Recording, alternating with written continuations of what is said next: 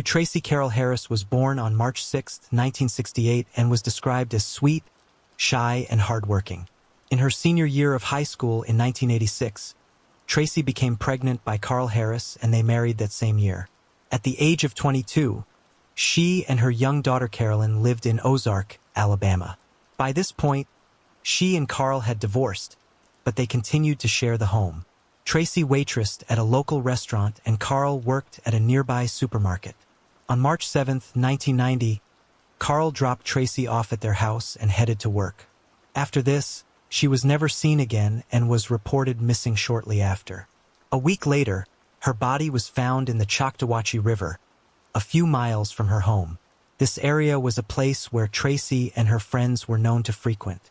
The autopsy revealed that Tracy had drowned, but they also noted marks around her neck, likely indicating that she had been strangled to death.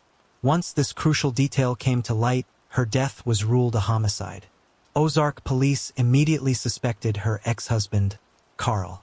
About 14 different people came forward and said they had witnessed domestic violence between Tracy and Carl.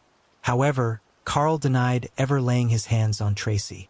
At the time, Carl allegedly had a 17-year-old girlfriend who claimed that he said he couldn't marry her because if he left Tracy, he would have to pay child support. Despite Carl being a strong suspect, no arrest was made and the case went cold. After her death, Tracy's mother adopted Carolyn.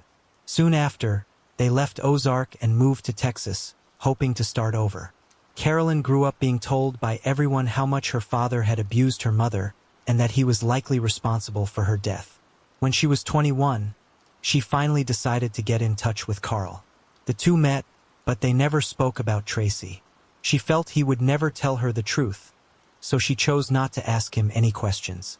When her grandmother died in 2015, Carolyn returned to Ozark for the funeral. Since she was back in town, she began asking people what they knew about Tracy and the investigation. She even spoke with the sheriff, who put her in touch with the Ozark Police Department. Around this same time, the cold case unit reopened the investigation, and all these years later, the number one suspect had not changed.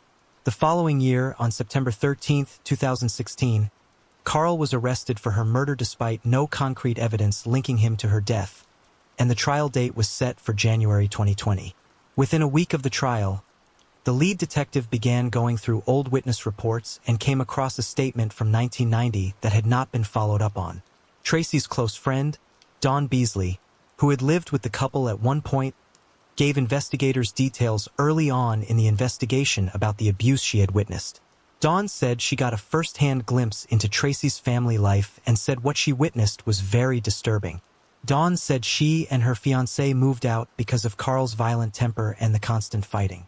Strangely, after tracking Dawn down, she refused to testify against Carl. She no longer wanted to cooperate or have anything to do with the case. However, after being subpoenaed, she finally told a secret that she had held for all these years. She knew who the killer was, and in a shocking twist, it wasn't Carl.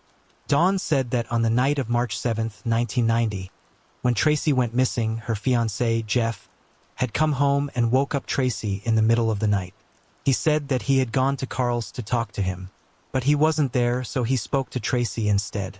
He said he tried to talk her into leaving Carl, but she became angry.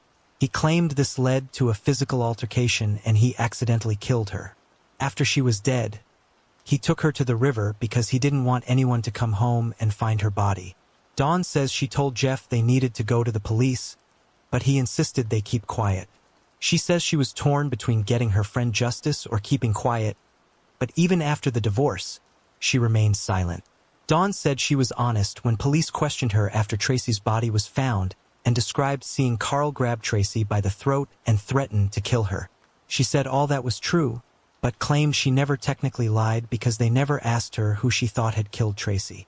While Ozark police questioned Dawn, they never got a statement from Jeff. Even after Jeff was arrested again in 1991 for burglary and spent 5 years in prison, Dawn kept the secret, wanting her family life to be normal when he got out. Dawn says that eventually Jeff became abusive, and after 13 years of marriage and 4 children together, they divorced. And as time went on, she thought of how to tell authorities, but could never get the courage until she was forced to do so. Jeff Beasley was never on investigators' radar, but they did remember something from that trip to the river where Tracy's body was found. While looking under the bridge, they saw the name Beasley Spray painted in large letters. Carl's trial was then put on hold just days before it was set to begin. Police then tracked Jeff down, who was still living in Ozark, working as a trucker, and brought him in for questioning. It took a 4-hour interrogation to finally break Jeff and have him confess to Tracy's murder.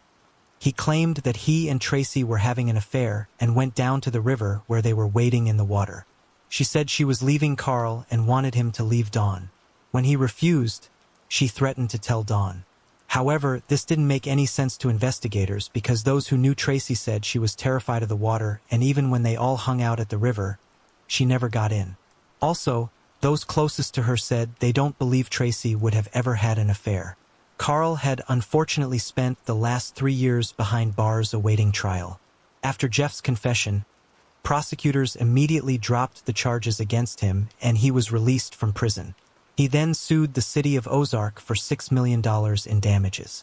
However, a judge ruled that despite the seriousness of the situation, Carl's constitutional rights had not been violated and also dismissed claims that he was a victim of malicious prosecution. In the end, Jeff Beasley pleaded guilty and was sentenced to 30 years in prison. On May 3, 1975, a farmer found the remains of a female floating in the Nation River near Highway 417 in Castleman, Ontario. She was found wearing a navy blue, long-sleeved bodysuit and her nails were painted pink. She had an appendix scar, webbed toes, and partial upper and lower dentures. The body was wrapped in scraps of cloth, towels, and rags, and an autopsy determined that she had been strangled with a television coaxial cable while her wrists and ankles were bound with a man's neckties. The police found blood on the bridge and speculated she was thrown into the river from the eastbound lanes of the Highway 417 bridge. It was estimated that she had been in the water a few months, maybe since the later summer of 1974, before ultimately being found. Unable to determine her identity, she became known as the Nation River Lady. Authorities sent photos of her unique dentures to nearby dentists to see if they recognized it. Unfortunately, no one did, and none of the other leads connected with the case panned out. The unidentified remains were buried, and over time, the Ontario Provincial Police made frequent attempts to identify her. By the late 2010s, investigators in Canada had begun to hear of the success of genetic genealogy in the US, so they sent the Jane Doe's DNA off for testing.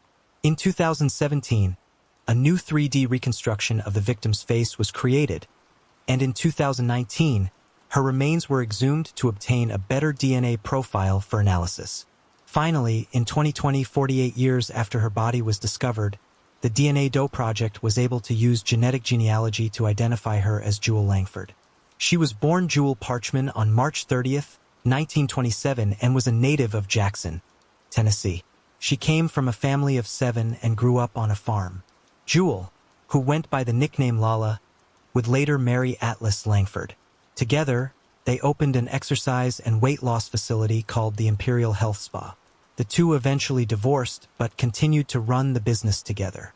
Jewel was also the chair and president of the Jackson chapter of the American Businesswomen's Association, and in 1971 was voted Woman of the Year by her colleagues. In 1975, Jewel decided to take a trip to Montreal, Canada, but would never return. When Atlas learned of her disappearance, he rallied with her family in Tennessee to search for her after reporting her missing. Sadly, they found no trace of Jewel, and her case slowly went cold. Several years after her disappearance, she was declared legally dead, and her family placed a headstone for her in a garden in Tennessee that read, "Missing but not forgotten." The story doesn't end here because, shockingly, after all this time, investigators had a prime suspect in her case, 81-year-old Rodney Nichols. Rodney was a former resident of Montreal and is said to have known Jewel at the time of her death, although their exact relationship is unclear. Rodney was a well-known rugby player among fans of the sport in Montreal, mainly among the English-speaking community in the city's western portion. At the time of his arrest, Rodney was living in Hollywood, Florida, and is now awaiting extradition back to Canada to face murder charges. This became Canada's first case where forensic genealogy was used to identify human remains. Luba Topics was born on April 7, 1965, and as an infant, her family moved from Yugoslavia to Droward Road in Windsor, Ontario, Canada, which borders Detroit, Michigan. On the evening of Friday, May 14, 1971, 6-year-old Luba and her 8-year-old brother Michael were playing with several other kids in a parking lot behind their home when a man came from the restaurant across the street and approached the kids. He then offered Luba $8 to do a job for him, which was a lot of money in 1971, especially for a child. The man also gave her big brother a dime to go ride his bike in the other direction. He last saw his sister between 8:30 and 9 p.m. walking hand in hand with the stranger. Michael went straight home to tell his mother what happened. She hurried to the abandoned lot, but Luba and the man were long gone. So she flagged down a police officer to tell him that her daughter had been kidnapped.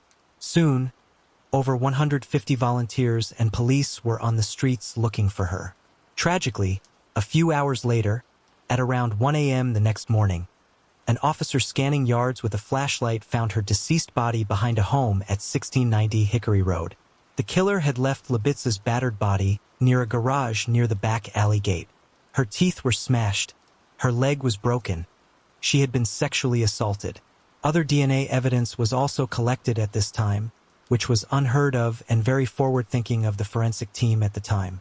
Her brother, Michael, described the man as appearing to be in his teens or early 20s with a thin face, slender build, blonde hair, standing nearly 6 feet tall. Unfortunately, Luba's case would go unsolved for the next 48 years. The case was reopened 6 times since the 1970s with hundreds of leads from across North America, but they never led to a suspect. In 2015, DNA from the crime scene was entered into Cody's, but there were no matches. In 2016, Parabon Nanolabs conducted phenotyping to create composite images of the suspect using the DNA evidence recovered from the crime scene. A genetic genealogist then got to work narrowing down the list of potential suspects. Finally, in December 2019, the Windsor police announced they had identified Luba's killer but wouldn't release his name. Windsor police said deceased individuals had privacy rights for 30 years after death, and releasing the name would be an unjustified invasion of privacy. Because he was dead and no longer posed a threat to public safety, which is apparently a common practice in Canada.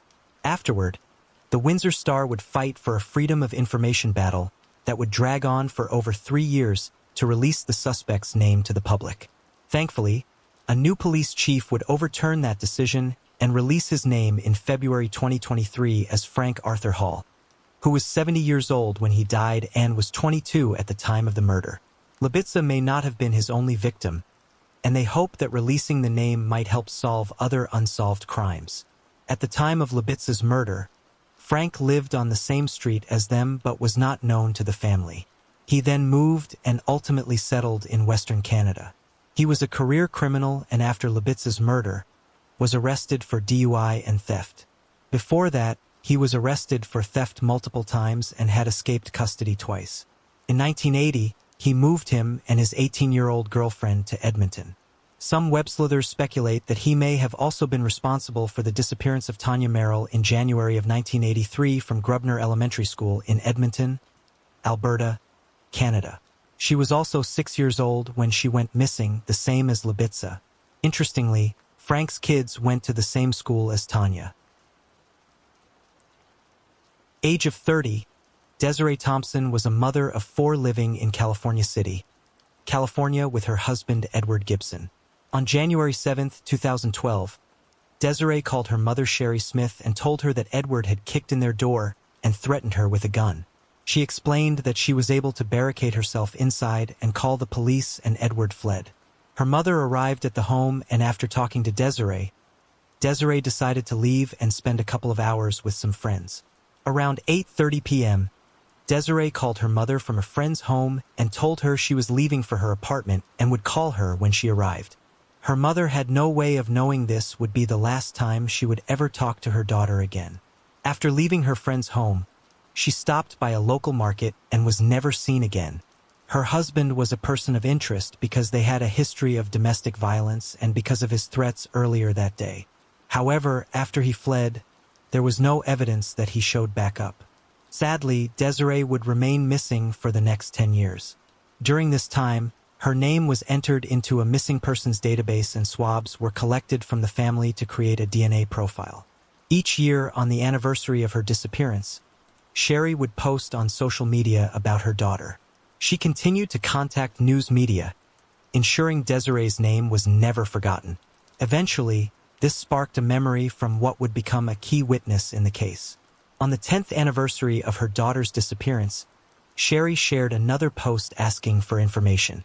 A man told police he burst into tears and became overwhelmed with guilt when he read the post asking for information on Desiree's disappearance. He was pretty sure he knew what had happened to her and decided he could no longer remain silent. The man and his father came forward and said that Jose Lara was a man they had met through church. On weekends, they would all get together and play soccer or pool and have a few drinks. During one of those get-togethers, a visibly drunk Jose shared a disturbing story. Jose said that years ago, he attended a Diablo party in California City where everyone wore black. Some had costumes with horns and sported mohawk haircuts. Interestingly, the description of Desiree was similar to Jose's description of the woman in his story. He said that he went to the party on the night of January 7, 2012, but was asked to leave after being pushed around by a couple of individuals. He said he was angry and went home, but got back in his pickup truck and returned seeking revenge. At this point, Jose said he didn't care who it was, but he was going to take his anger out on someone. So he pulled up next to a woman who turned out to be Desiree, walking on the side of the road, and convinced her to come home with him. After arriving, he told her to grab a beer from his refrigerator. He then slammed her head against the fridge before stabbing her to death and desecrating her remains. Jose even told them where he buried the body. After hearing the story, the guy and his father went to the police with the information. Authorities then got a search warrant and went to Jose's prior home in the 20,300 block of 86th Street in California City. After digging up the spot where Jose claimed to bury the body, they found Desiree's burned remains and subsequently arrested him for her murder.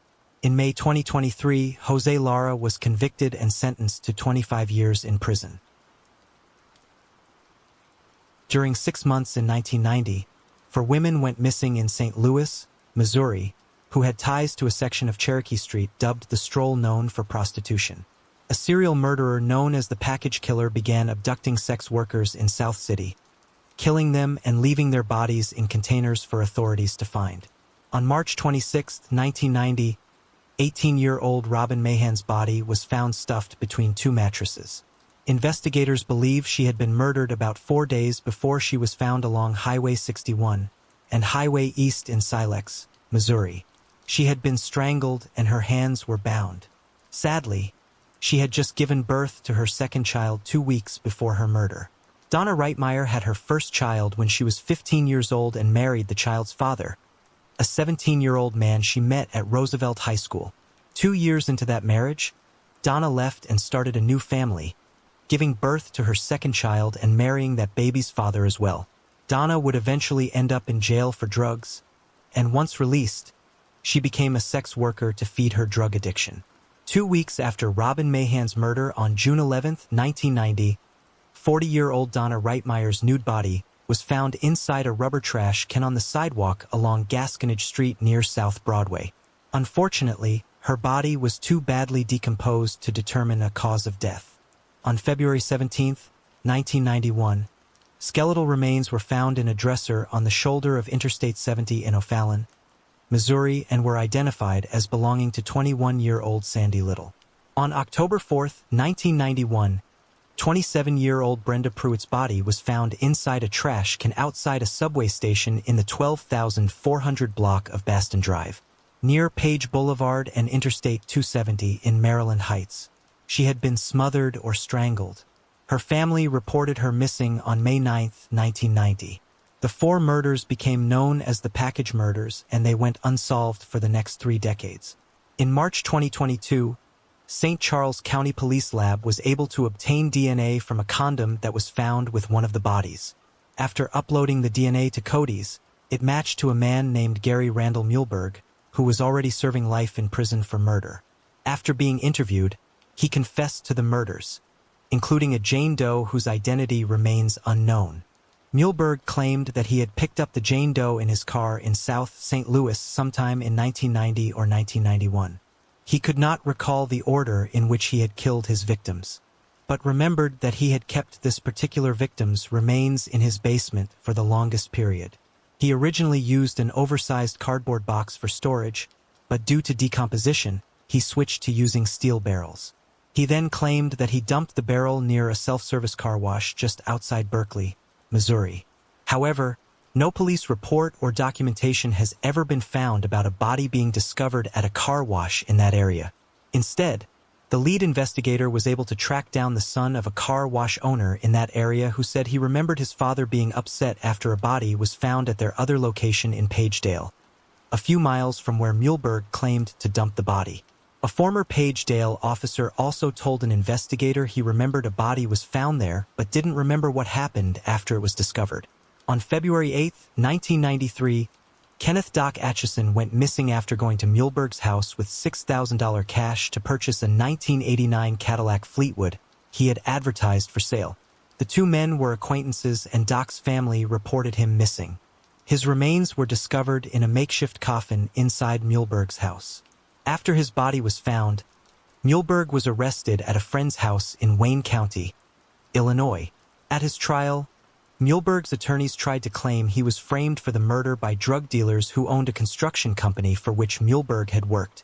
However, Ron Salikas testified that Muehlberg asked him to go to his house and move a box for him. Once there, the man testified he found a box with a man's foot sticking out one end and didn't know what to do.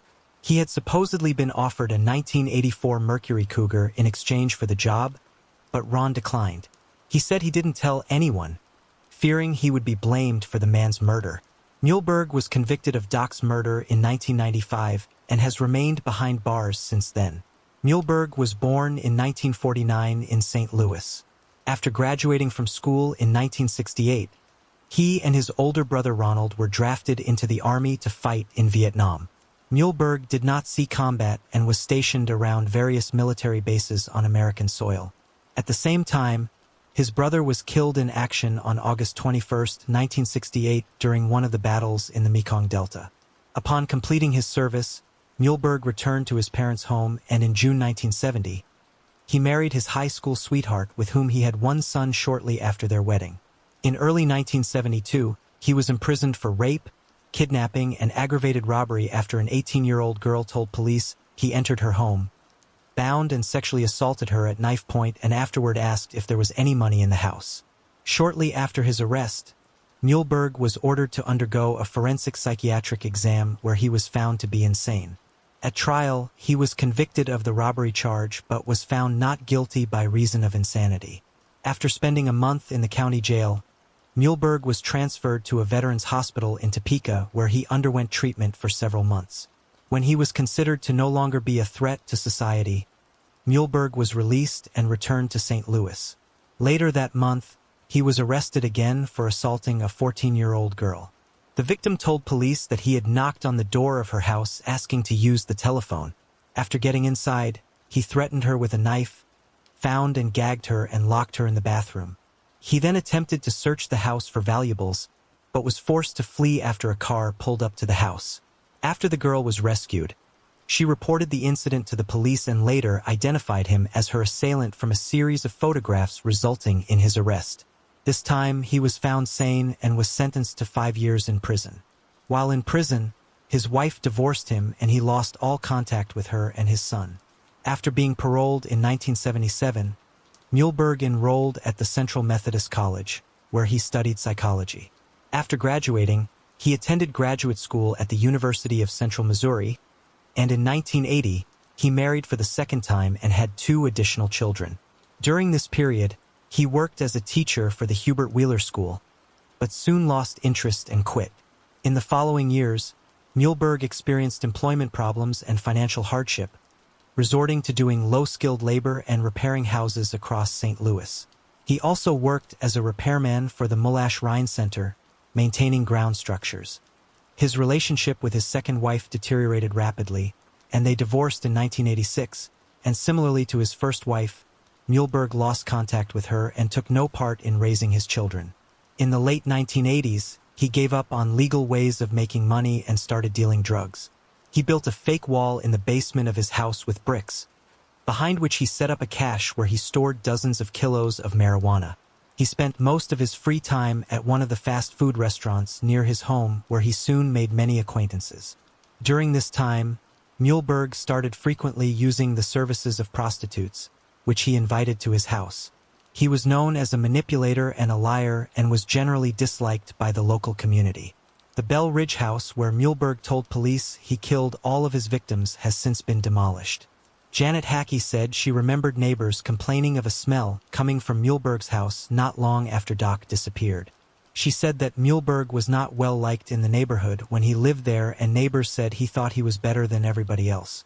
His basement had a concrete room down there without windows or air. As of July 2023, Muehlberg remains incarcerated at the Potosi Correctional Center in Potosi, Missouri. Amanda Teresa Stavic was born on April 16, 1971 in Bellingham, Washington, and went by Mandy. In 1975, when Mandy was about 4 years old, her brother Brent was shot and killed in Anchorage. To this day, his murder remains unsolved. Mandy's family later moved to Acme, Washington, where she attended Mount Baker High School. Mandy was at the top of her class, a cheerleader and a basketball player, and dreamed of becoming an airline pilot one day. In 1989, after graduating high school, 18-year-old Mandy enrolled at Central Washington University. That November, she returned to Acme to spend Thanksgiving with her family. On Friday, November 27, 1989, the day after Thanksgiving, Mandy went for a jog with her German Shepherd dog Kyra on her usual route. Normally, her mother Mary would bike alongside her, but that day she decided not to go, and Mandy left the house around 2:30 p.m. Her route was along the street where their house was on the dead end, Strand Road, and then she would run to the Nooksack River and then back. A delivery man by the name of David Cracker saw Mandy run past his van on Strand Road. She had already reached the end of her jog and was heading back toward her parents' home. Mandy's brother Lee was at a friend's house on Strand Road, and he also saw Mandy run past on her way back. After this, she was never seen alive again.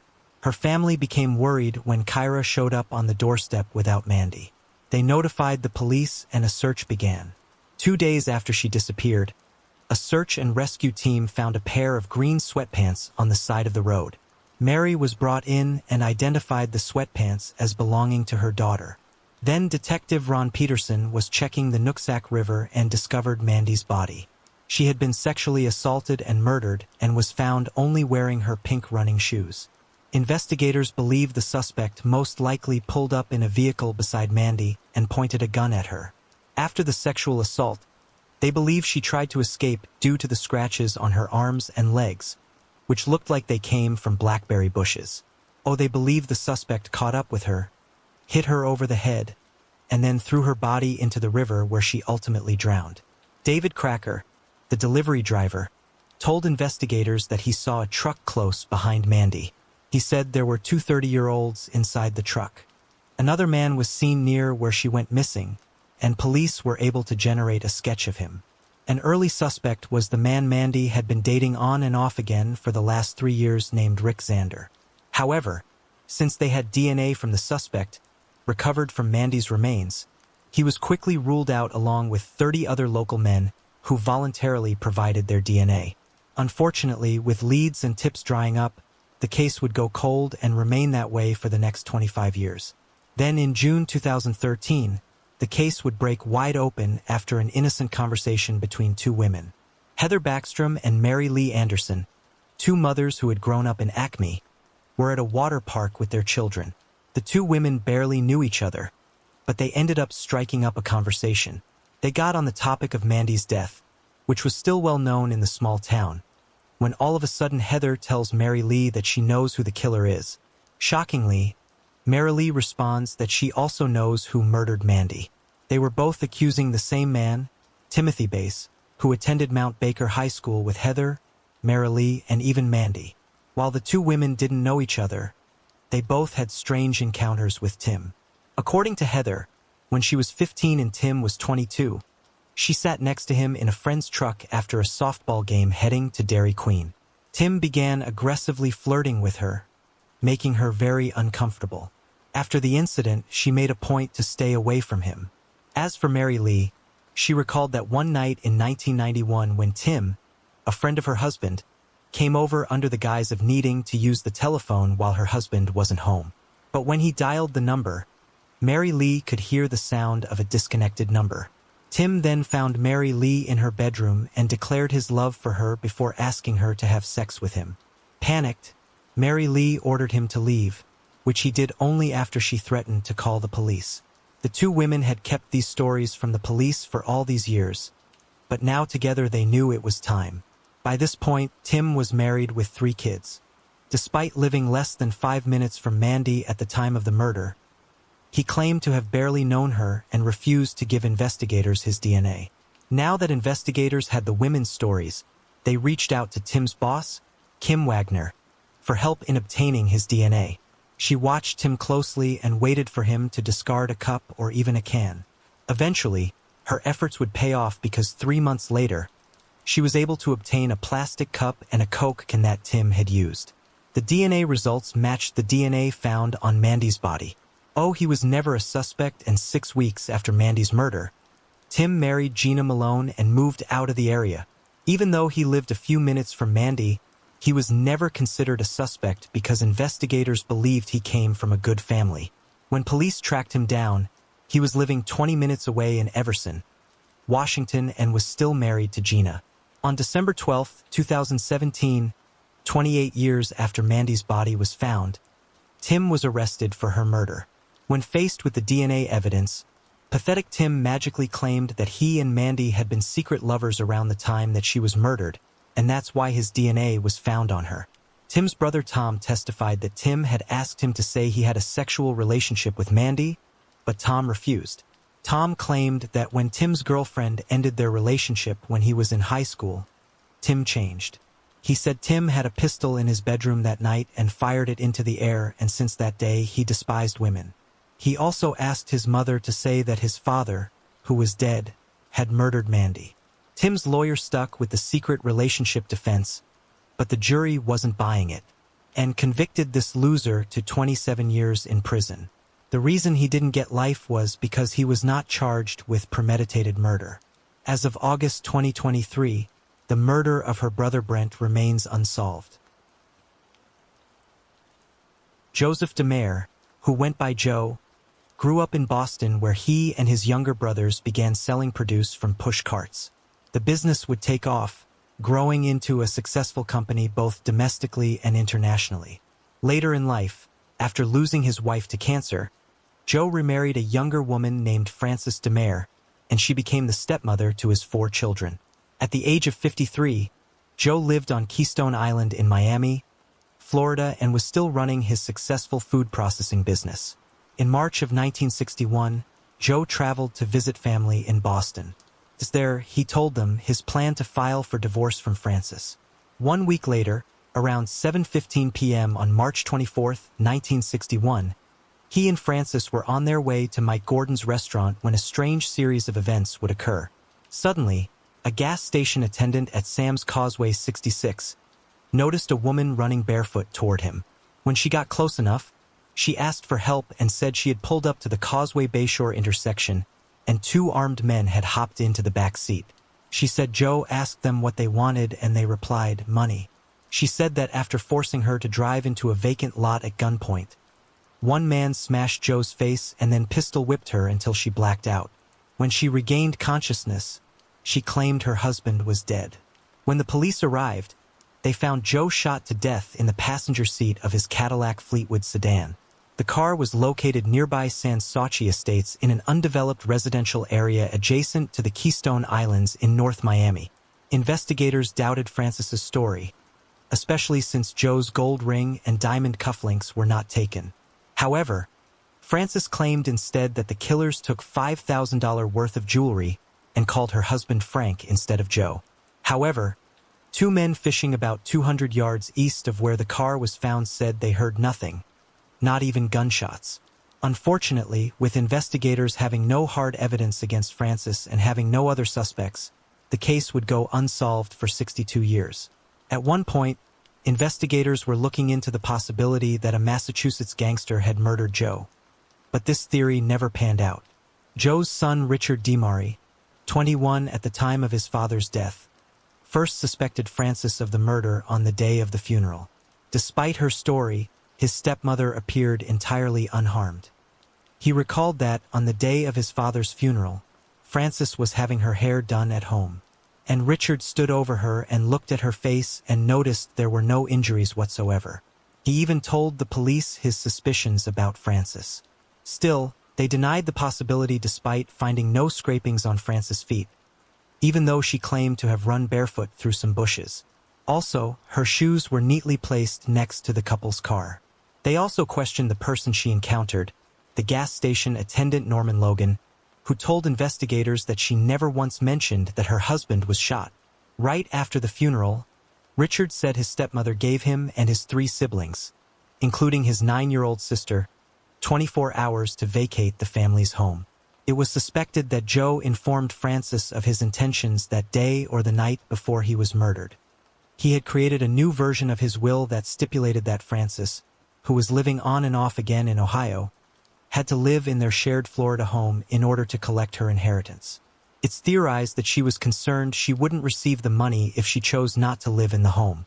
After Joe's death, she inherited $250,000, which was about a third of his estate.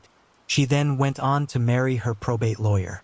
In 2015, Richard asked Paul Novak, a South Florida attorney who was known for sleuthing cold cases, to investigate his father's murder. This led to Frances finally being investigated. However, Frances had died in 2006 at the age of 82. Detectives then determined that Joe had actually been shot in the couple's garage before they left for dinner that night. They even found a trail of blood leading from the couple's home to the empty lot where the car was found.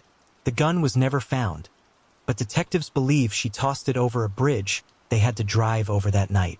However, Richard had something that would break the case wide open.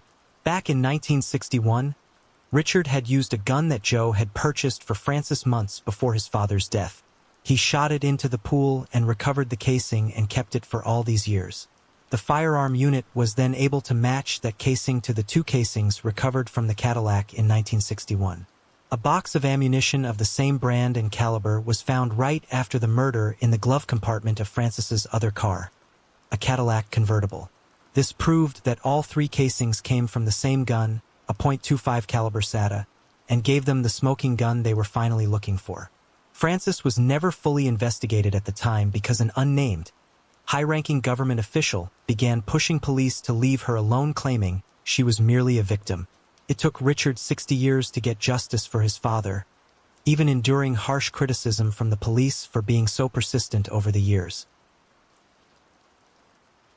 Lisa Marie Gray was born in Dorsey, Mississippi on July 11, 1983.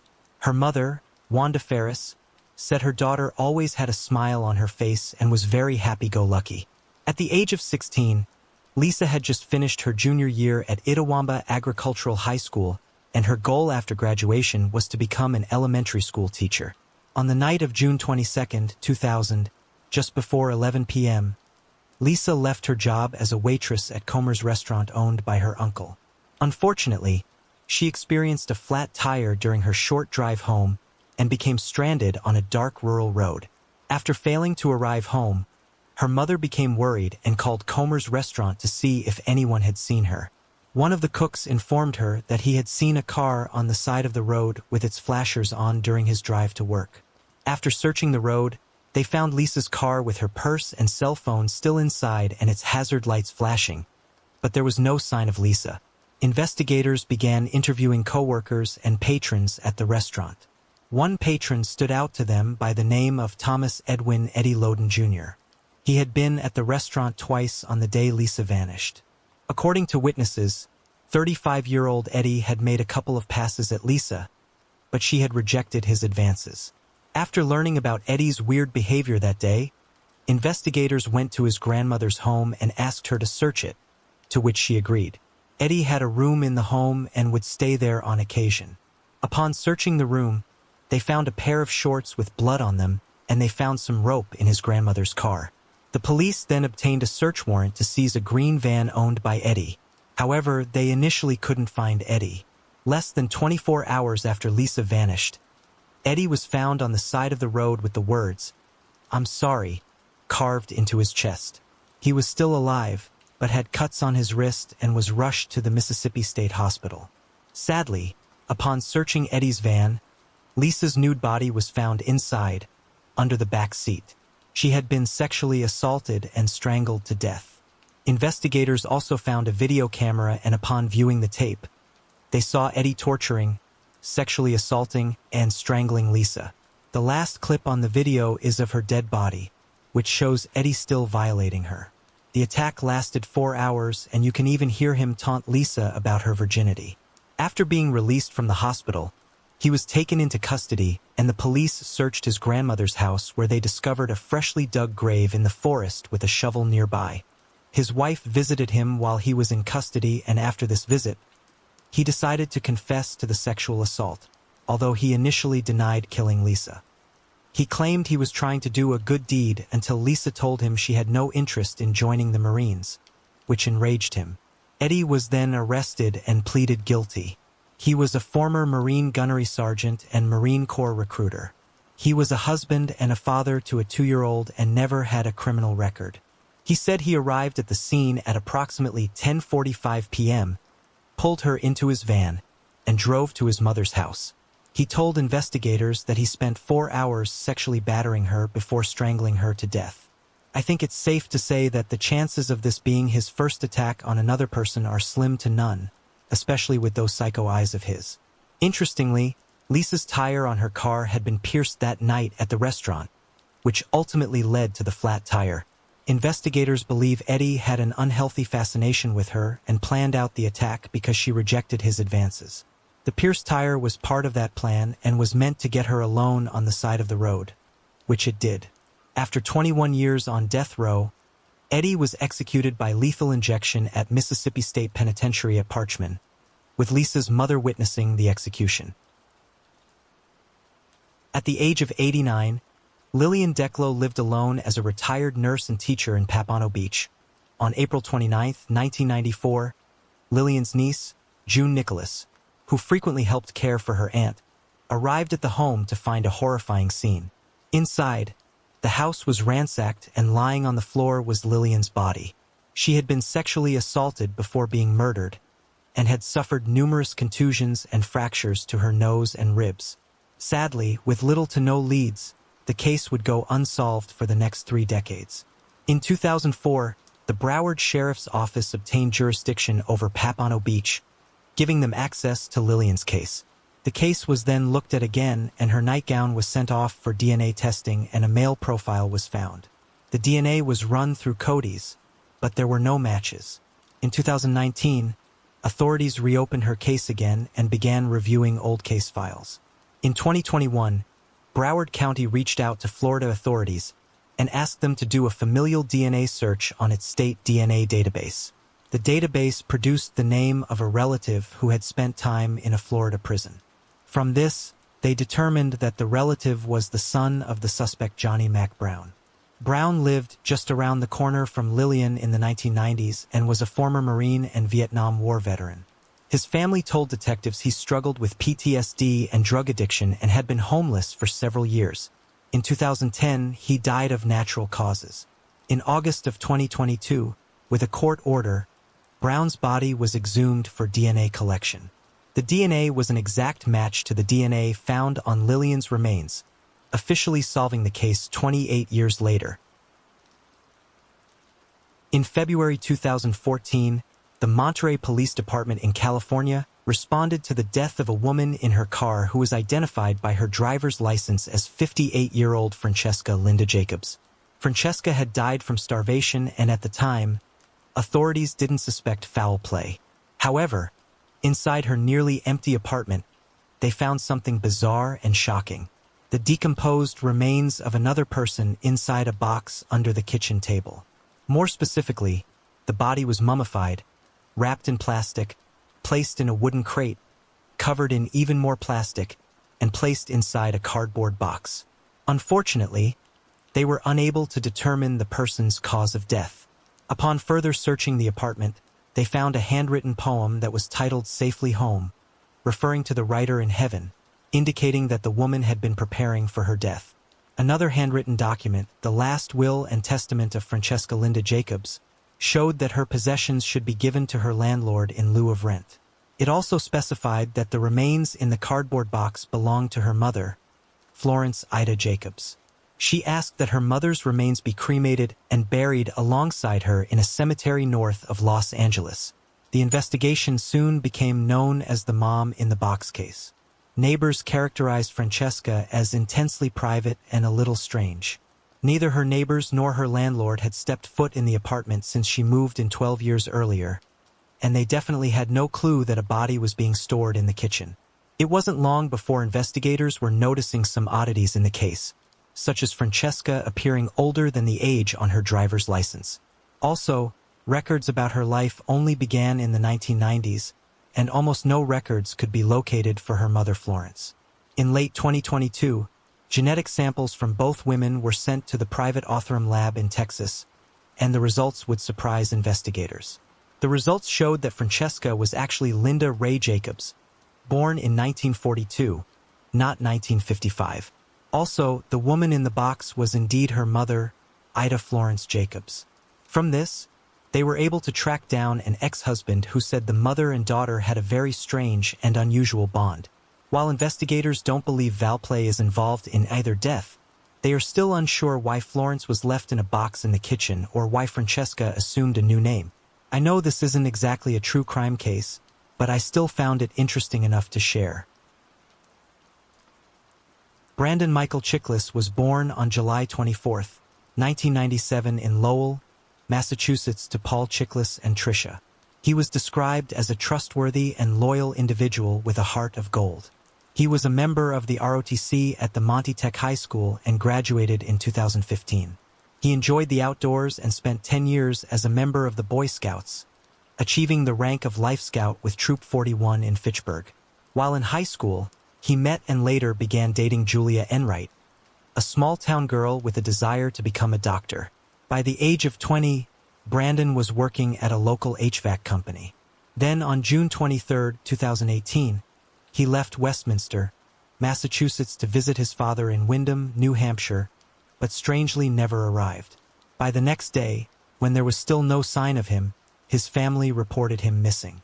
A week later, his 2010 gray Honda Civic was found in the parking lot of a Hannaford supermarket in Ring, New Hampshire, with the keys inside and the doors unlocked. Then, over 2 weeks later, on July 10, 2018, his body was found by a jogger about 6 miles from where his car had been found. His remains were wrapped in a blanket and 2 dark trash bags that were duct-taped. The medical examiner used dental records to identify him and found numerous stab wounds on his body, ruling his death a homicide. State police detectives obtained call detail records for his cell phone, and it placed him at the Enrights' home in Ashburnham from 11:30 a.m. to 3 p.m. on June 23, 2018, and that's where his phone activity ceased. Investigators then asked Julia to come in for questioning, which she did on July 13, 2018. While there, police seized her car after Trooper Sean Murphy said he walked around the Prius looking for any dents or damage and saw dark stains on the floor mat behind the driver's seat that he believed could be blood. A briefcase or computer bag was also seen in the back seat. Police later obtained a search warrant for the vehicle. Samples of the stains were sent for testing and positively identified as blood. The samples were then sent for DNA testing and matched Brandon's DNA. They then got a search warrant for the Enright home, and what they found shocked everyone. Inside a treehouse on the property were numerous documents, notebooks, and business cards that showed Julia was a dominatrix who was paid by men to participate in activities related to BDSM. The treehouse had even been fitted with restraints. They also strangely found a new rug in the treehouse. When it was removed, they found blood that had seeped down through the floorboards. There was also blood on the stairs and under the treehouse. During questioning by the police, Julia initially provided varying accounts of what had occurred on the day in question, before finally admitting that Brandon had been to her house on the day he disappeared.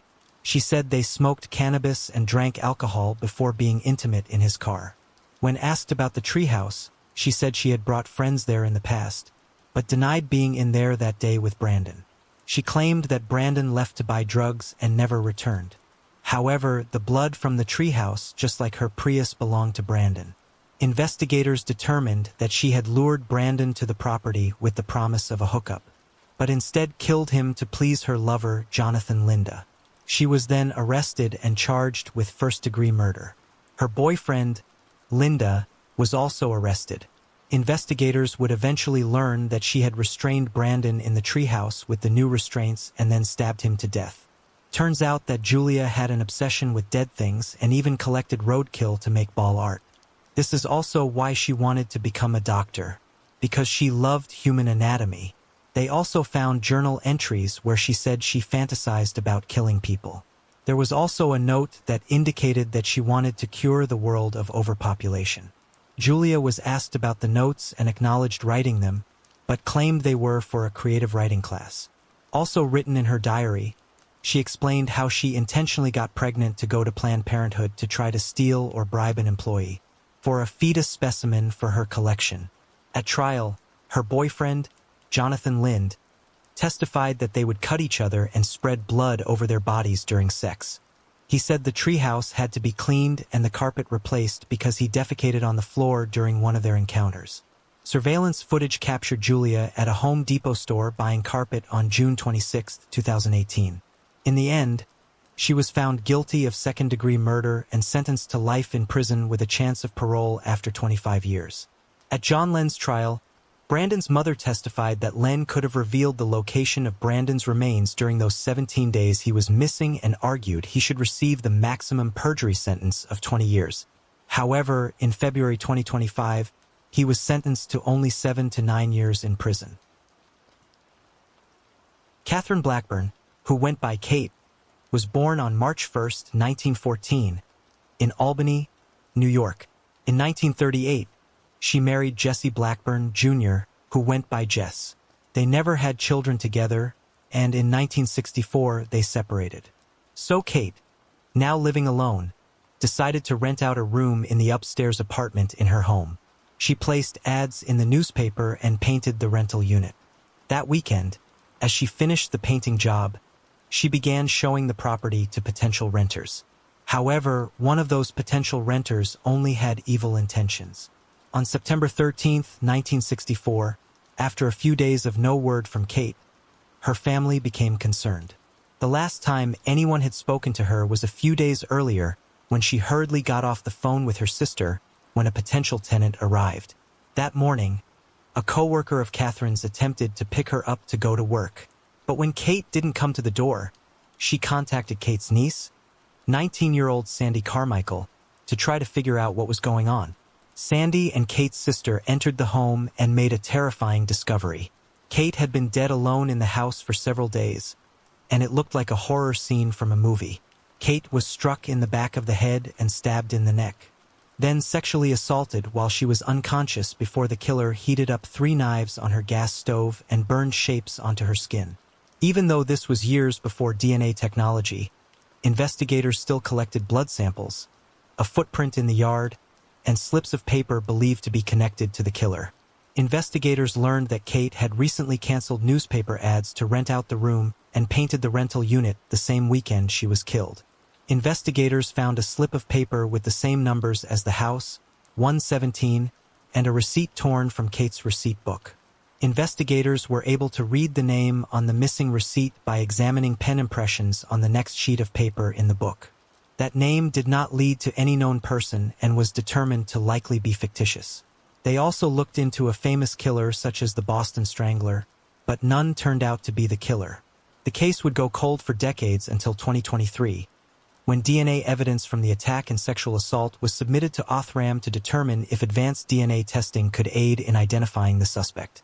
From there, genealogists provided the name Joseph Nowakowski to investigators. Since he had died in 1998, investigators had his body exhumed from the Albany Rural Cemetery.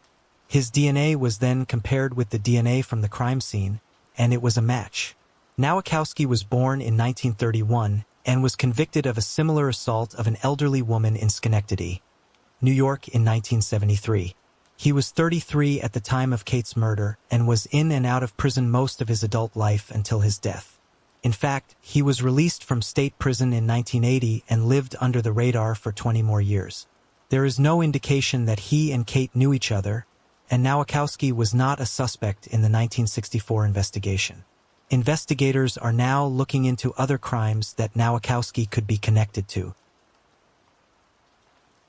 Dedra Christine Harm was born on November 16, 1984, in Woodstock, Illinois to parents Scott and Gail Itzen.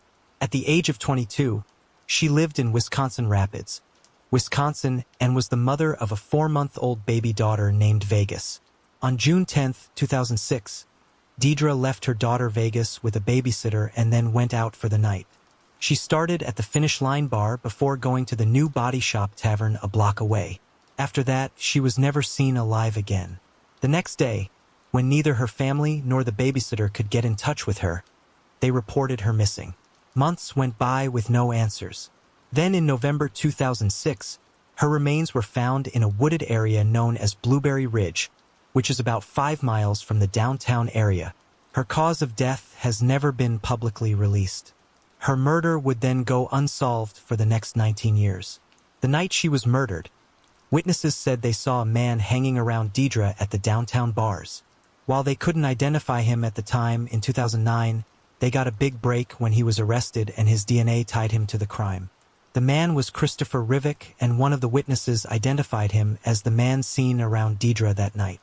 Rivik's 2009 arrest was for the murder of Renee Williams. However, he would never stand trial because he took his own life in jail a day after being arrested. Investigators then spoke to Rivik's wife, Johanna, and she confirmed they had been in Wisconsin around the time of the murder, visiting family. She said when he showed back up at the house that night, he had muddy clothes and mud on his truck. When asked where he had been, he said the Blueberry Ridge area, the same location as Dedra's remains. 2 of Rivik's high school friends told detectives that when they were younger, they often used the area to drink so they wouldn't be busted by cops. The day after Dedra vanished, Johanna said he asked her to cut his hair. She also caught him deleting photos from his phone, and then he strangely tried to recreate them with the same clothes. As for the murder of Renee Williams, Johanna told police that Rivik admitted to the murder and even asked her for help in moving her body, threatening to kill her if she refused. He murdered her after picking her up and propositioning her with a threesome, which she refused. This angered him and he strangled her to death. He's also a suspect in the disappearance of KIMT morning anchor Jody Hughes and Trout. She vanished around 4 a.m. on June 27, 1995, after calling a colleague to say she was on her way to the office. After her disappearance, investigators found evidence of a struggle outside her apartment, including a pair of high heels and a bent car key. Sadly, she has never been found, and in 2001, she was declared legally dead. Rivik's girlfriend had lived near Jody, and it's suspected that he attacked and kidnapped her outside her home as she was leaving to go to work. While justice can never be served, the district attorney confirmed that if Rivik were still alive, he would most certainly be charged with Dedra's murder. Robin, or Lawrence, was born on November 25, 1956 and married Ollie Lawrence on New Year's Eve, 1989. 3 years later, they welcomed their daughter, Nicole. Sadly, Nicole had to quickly undergo a liver transplant after birth, but she persevered with her parents by her side and daily immunosuppressants she would have to take for the rest of her life. They lived in Springfield, Virginia, where Robin worked in the advertising industry and Ollie was an airline executive. In Robin's spare time, she took ballet classes and was described as a personable, fun-loving individual. She had earned a degree in fine art from Carnegie Mellon University and was then selected to design the first medal for the Martin Luther King Jr. Nonviolent Peace Prize, which was awarded to Rosa Parks. However, on November 20, 1994, their worlds came crashing down. When Robin's friend Lori found Robin stabbed to death in her home and 2-year-old Nicole wandering around scared, alone, and hungry, Lori called 911 and rushed Nicole to the hospital because she wasn't sure how long it had been since she took her daily medication. Unfortunately, Ollie was out of town for the weekend. Back at the scene, investigators determined that a struggle had occurred, and due to all the defensive wounds, it was apparent Robin had tried to fight off her attacker. Her killer had also cut the phone cord to the phone that was found next to her. Investigators determined that the suspect entered through a window off the back deck, the same one Lori used to gain entry to the home. As for a time frame, it was estimated that she had been murdered 2 days prior to being found, and 2-year-old Nicole roamed the house all alone. During that time, she had tried to use tissues to clean the blood off her mother and had brought all of her empty baby bottles and laid them next to her. Everyone was at a loss as to who could have committed this heinous crime. Robbery didn't appear to be the motive because the cash and jewelry in the bedroom were all left behind. To investigators, this meant that she was likely the target and killed by someone she knew. Ollie was questioned, and while he was cooperative, investigators learned some damning information. He had been having an affair with a colleague. This immediately shot him to the top of the suspect list. However, the business trip had been to the Bahamas, and it would have been impossible for him to commit the crime. Investigators even flew to the Bahamas to confirm his alibi. Detectives also interviewed Ollie's lover, but found no evidence she was involved. As Robin's family mourned her death, investigators pieced together a timeline and determined that the last time anyone had heard from Robin was around 6 p.m. on Friday, November 18th, and they believe she was killed around 9:30-ish, with her body being discovered 2 days later. Investigators had little else to go on, since no fingerprints were found at the scene, but there was one thing that caught their eye. On the towel rod next to the sliding tub door was a washcloth, and he noticed a small dark stain on it. That stain turned out to be blood, and authorities extracted DNA from it. Multiple people close to the family, including Ollie, were tested, but no one matched. The DNA was then uploaded to Cody's, but with no matches there either, the case stalled. Decades later, in 2019, investigators enlisted the help of Parabon Nanolabs. Their analysis showed Robin's killer likely had European ancestry, but tracing him through his relatives proved nearly impossible, as they were all so distantly related. That's when an amateur genealogist named Liz, who was also a volunteer with the police department, agreed to take on the case. Liz was given information on the killer's ethnicity, which included Irish, and was also given a list of over 1,000 fourth and fifth cousins who shared his DNA. In 2021, Parabon was asked to create a phenotyping sketch of Robin's killer. It was determined that the man likely had fair to very fair skin color, dark blue eyes, and a larger than average chin. However, no one in Robin's family recognized the person, including Ollie. She eventually traced the man's ancestors to Canada. She continued to piece together the family tree and was eventually led to a man named Stephen Smirk. She provided the name to investigators who began looking into him, and soon discovered that he was a computer programmer in Niskayuna, New York, married to a defense attorney with 2 high school-age children, a nice house in the suburbs, and no more than a speeding ticket on his record. They were starting to think he may not be their guy until they found his yearbook photo that showed him at the age of 16, and it looked very similar to the phenotyping sketch. Smirk, now 52 years old, was visited at his home by investigators, who were hoping he would willingly provide them a sample of his DNA. And that's exactly what he did, even after they told him they were there from Virginia to talk about Robin Lawrence. During the visit, he strangely showed no expression, and investigators said his demeanor was very unusual. After collecting his DNA, investigators checked into their hotel, and not long after, they received a very unexpected call. It was Smirk, and he was ready to confess. He said he had gone to the Niskayuna Police Department to turn himself in, but the doors were locked. So the detective told him to call 911, which he did.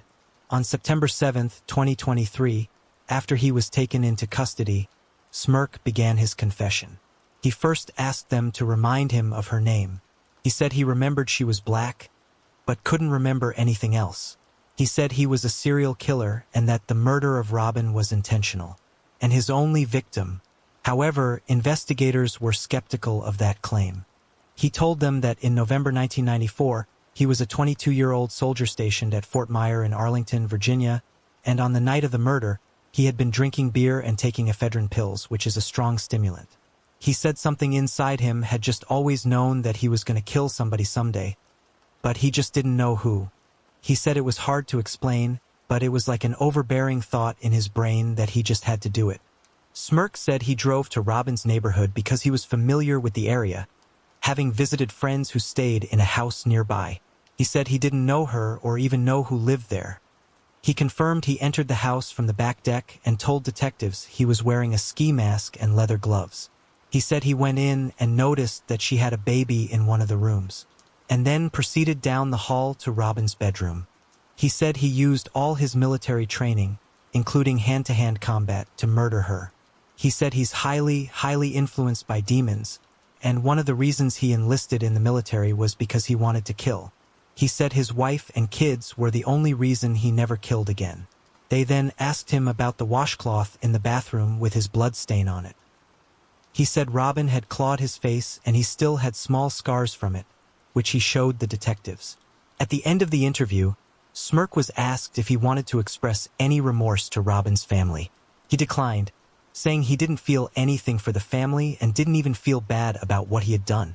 He was then placed under arrest and charged with Robin's murder. A week later, DNA testing confirmed that Smirk's DNA matched the blood found on the washcloth. On April 15, 2024, a grand jury indicted him, but he would never go to trial because 6 months later, he took a plea deal for first-degree murder. Smirk had been diagnosed with bipolar II disorder, which he constantly fed with ephedra and alcohol. In 2004, ephedra was banned by the FDA because when it was mixed with other substances, it could trigger dangerous psychiatric side effects. By the time Smirk was arrested, he had already sought help for his mental health problems and had become sober, but there was still no remorse. And in the end, he was sentenced to 70 years in prison with the possibility of parole. Sydney Irene Loofe was born on August 21, 1993 in Broken Bow, Nebraska to parents George and Susie. At the age of 7, she and her family moved from Arcadia, Nebraska to Neely, Nebraska. Sydney was described as a caring individual with a loving and kind heart, who was also very passionate about animals. After graduating from Neely Oakdale High School in 2011, she moved to Lincoln and began working at Minutes, a home improvement store on North 27th Street. In her free time, she enjoyed fishing and golfing and spoiled her beloved cat, Memsy. Unfortunately, Sydney struggled with anxiety and depression, and by 2017, her struggles with her mental health had taken a toll on her. She was now calling in sick because the depression was so debilitating. Unsure what to do, she called and confided in her family, who in turn helped her schedule a doctor's appointment. Sadly, that was the last conversation they ever had together. Not long after, she decided to meet up with a woman she met on Tinder. Unbeknownst to Sydney, the woman who was using the alias Audrey had nothing but evil intentions planned. Her real name was Bailey Boswell, and she had a boyfriend named Aubrey Trail. Together, they devised a diabolical plan to murder Sydney. Their first date occurred on November 14, 2017 at Boswell's apartment in Wilbur, about 40 miles south of Lincoln.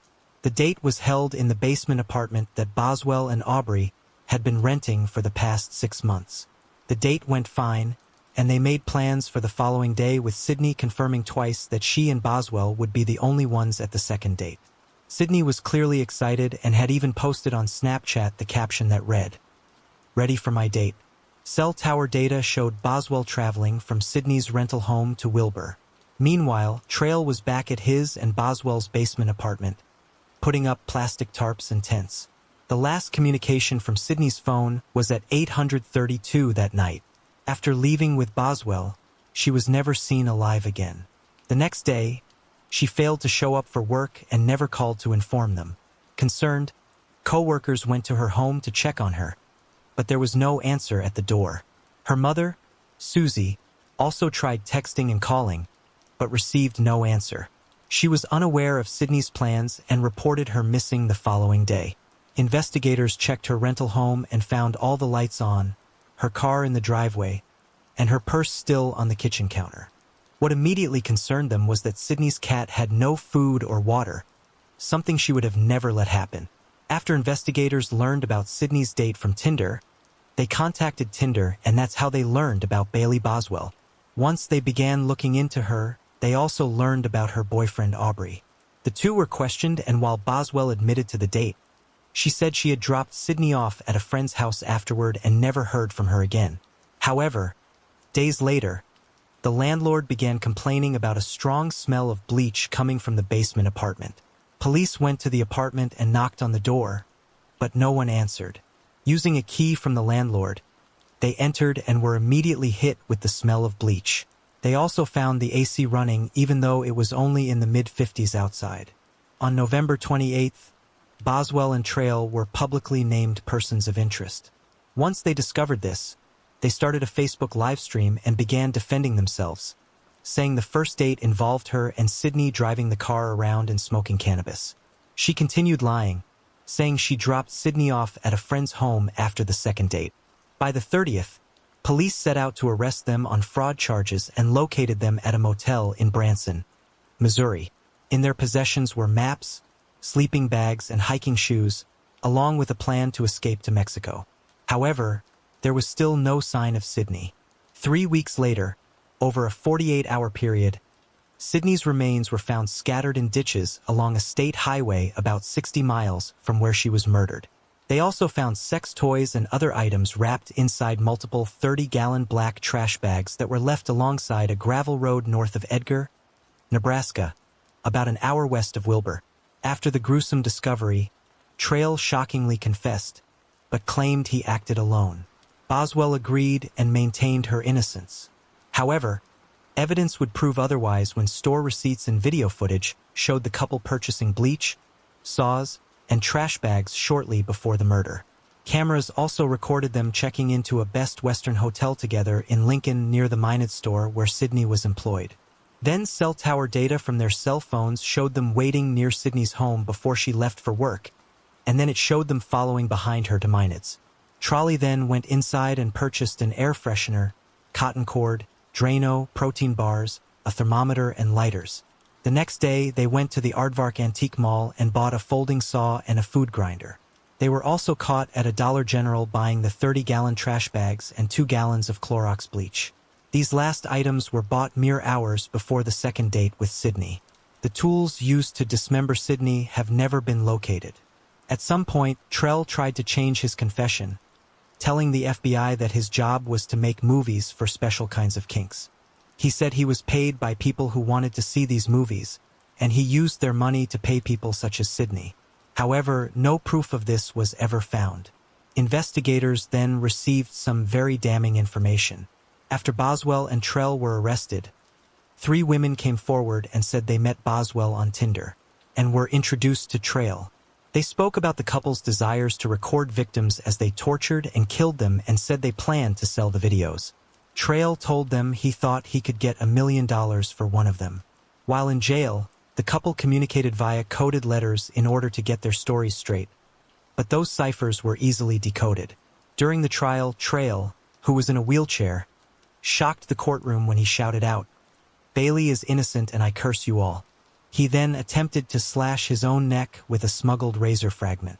He was rushed to the hospital and found to have only superficial wounds. In the end, both were found guilty of first-degree murder. Was also found guilty of criminal conspiracy to commit murder. A 3-judge panel then unanimously agreed to sentence Trail to death while Boswell was given life in prison. They were also found guilty and sentenced for defrauding hundreds of thousands of dollars from interstate coin buyers. So what turned this couple into murderers? During the trial, they discussed their childhoods. Boswell was raised in Leon, Iowa, where as an infant, her father was murdered. She excelled at school athletics, topping the list of fastest runners on her relay team and scoring dozens of points in basketball games. She was even offered a scholarship to play college basketball. However, she threw it all away due to drug abuse. She then had 1 daughter and married a man named Freddie Pinnell, who was allegedly physically, emotionally and sexually abusive. He was also an addict, which resulted in them losing custody of their child. At some point, Boswell went on to the now-defunct sex marketplace, Backpage, alleging that she was looking for a sugar daddy, and that's where she met Trail. His childhood was worse than Boswell's. He was abused by his parents at the age of 2 before his grandfather took him in. However, he eventually returned to living with his mother, and while there he was abused by his stepfather. He was eventually placed in foster care where he moved from one home to the next. He eventually ended up in a juvenile facility before landing himself in prison in Tennessee at the age of 17 after he robbed a motel at gunpoint. Thankfully, Boswell and Trolley will spend the rest of their lives behind bars and can never hurt another innocent person again. In 2005, Michelina Lewandowska met and fell in love with Marcin Kasperzak. The couple got engaged a year later and moved from Poland to England. In 2008, Michelina got pregnant and soon after, relationship began to crumble. She would end up giving birth to a son named Jacob. Meanwhile, the couple caught off their engagement, but they remained together and Michelina continued to wear her ring, in hopes that things would eventually work themselves out. By 2011, things had only gotten worse, and it was clear that Marcin was not interested in mending their broken relationship. So, Michelina told him she was unhappy and wanted to return to Poland with their 3-year-old son. On Saturday, May 28, 2011, Marcin invited Michelina to go shopping with him and his friend, 18-year-old Patrick Boris. Although this was unusual because he never wanted to spend time with Michelina, the thought of hanging out with him made her happy because she ultimately wanted to keep her family together. She also loved and trusted him and hoped that maybe he had a change of heart and had decided to treat her better. Jacob was spending the day with his grandmother, Marcin's mother. As Michelina exited the bathroom after getting ready, Marcin and Patrick were sitting there staring back at her, with eerie smiles plastered across their faces. Marcin grabbed Michelina's arm and said he wanted to show her something. He pulled a 300,000-volt stun gun from his pocket, pressed it against her neck and tasered her. As she fell on the floor, Marcin put his knees on her chest and held her down. Marcin yelled at Patrick to get the packing tape. They then gagged Michelina, bound her wrists and ankles, and taped her mouth shut. They left her tied up, slumped against a wall, and tasered her once again. A few hours later, they dragged her into the kitchen and put her inside a cardboard box. As Marcin began to tape the box shut, with her inside, she screamed for him to let her go. Marcin knelt down, laughed, and said, "I've hated you for 4 years. You'll never see your son again." They put the cardboard box in the trunk of Patrick's car and drove to a wooded area near Huddersfield in West Yorkshire. They placed the box into a shallow, pre-dug grave and put an 88-pound log on top of her. As she lay in the box, terrified, Michelina could hear the sound of dirt being shoveled on top of her. Then, after a while, the noises stopped. Feeling she would suffocate, Michelina began thinking of her son and started taking shallow breaths, trying to keep conscious. She used the sharp edges of her engagement ring to cut the tape off her mouth, legs, and wrist. She slashed away at the cardboard until she was able to make a hole. She put her fingers through the hole and tore away at the cardboard, but all she felt was soil. The soil began to collapse into the box, covering Michelina's face, hair, and clothes. She screamed for help, but no one was around to hear her.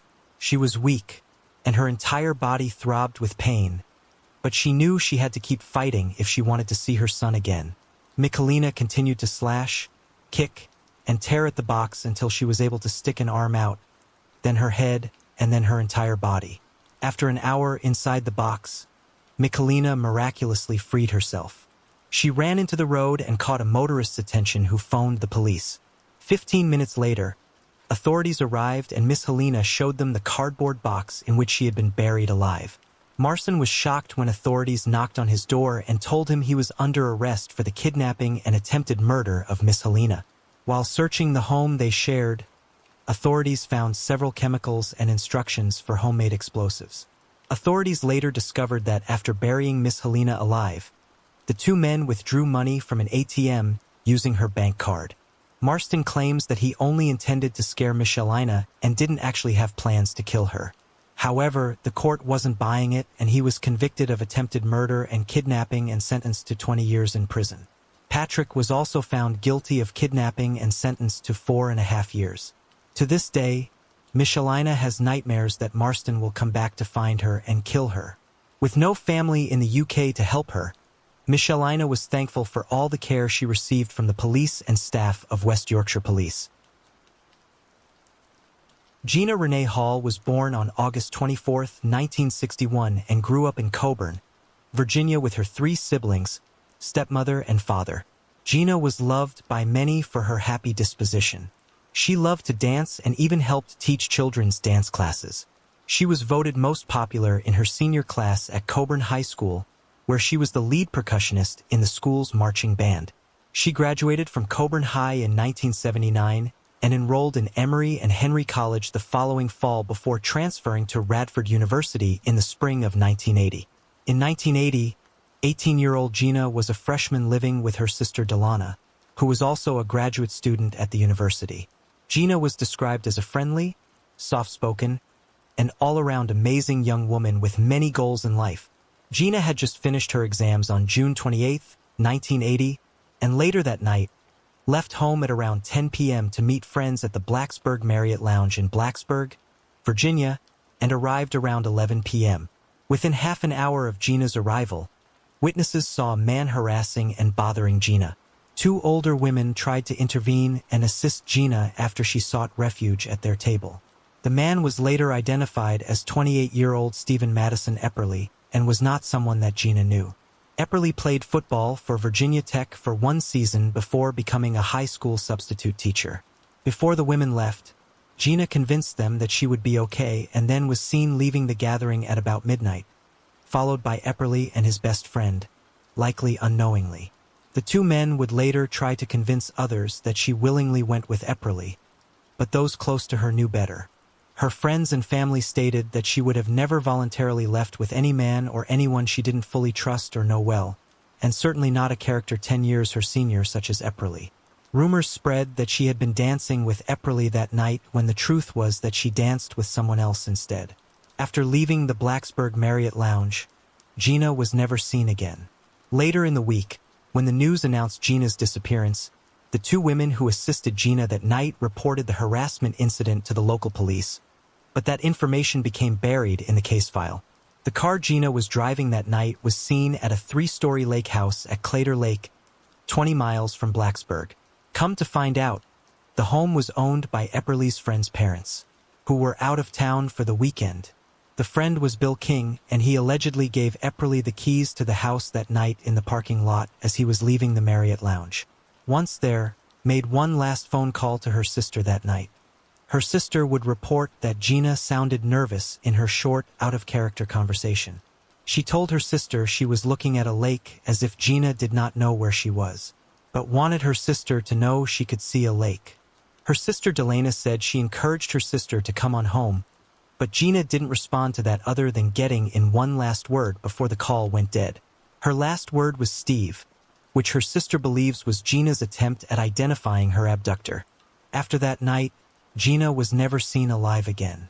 According to Epperly's friend, Epperly left the lake house a few hours later at about 4:30 or 5 in the morning. He didn't own a car and left in the 1975 Chevrolet Monte Carlo that Gina had borrowed from her sister that night. Before he left the lake house, neighbor witnesses would later report hearing gunshots and vehicles coming and going during the early morning hours. By noon on Monday, Gina's car was found by Craig Runyon and Robert Lent, friends of Delana, helping her search for her sister. The car was located close to a railroad trestle over the New River on Hazel Hollow Road in Radford. The car's trunk was open, the seat was pushed all the way back, and the inside of the driver's door handle strap was broken, almost as if it was damaged by Gina trying to keep someone from getting in the car. The seat being pushed back was unusual because Gina was a petite girl and always had the seat pushed up all the way to the front.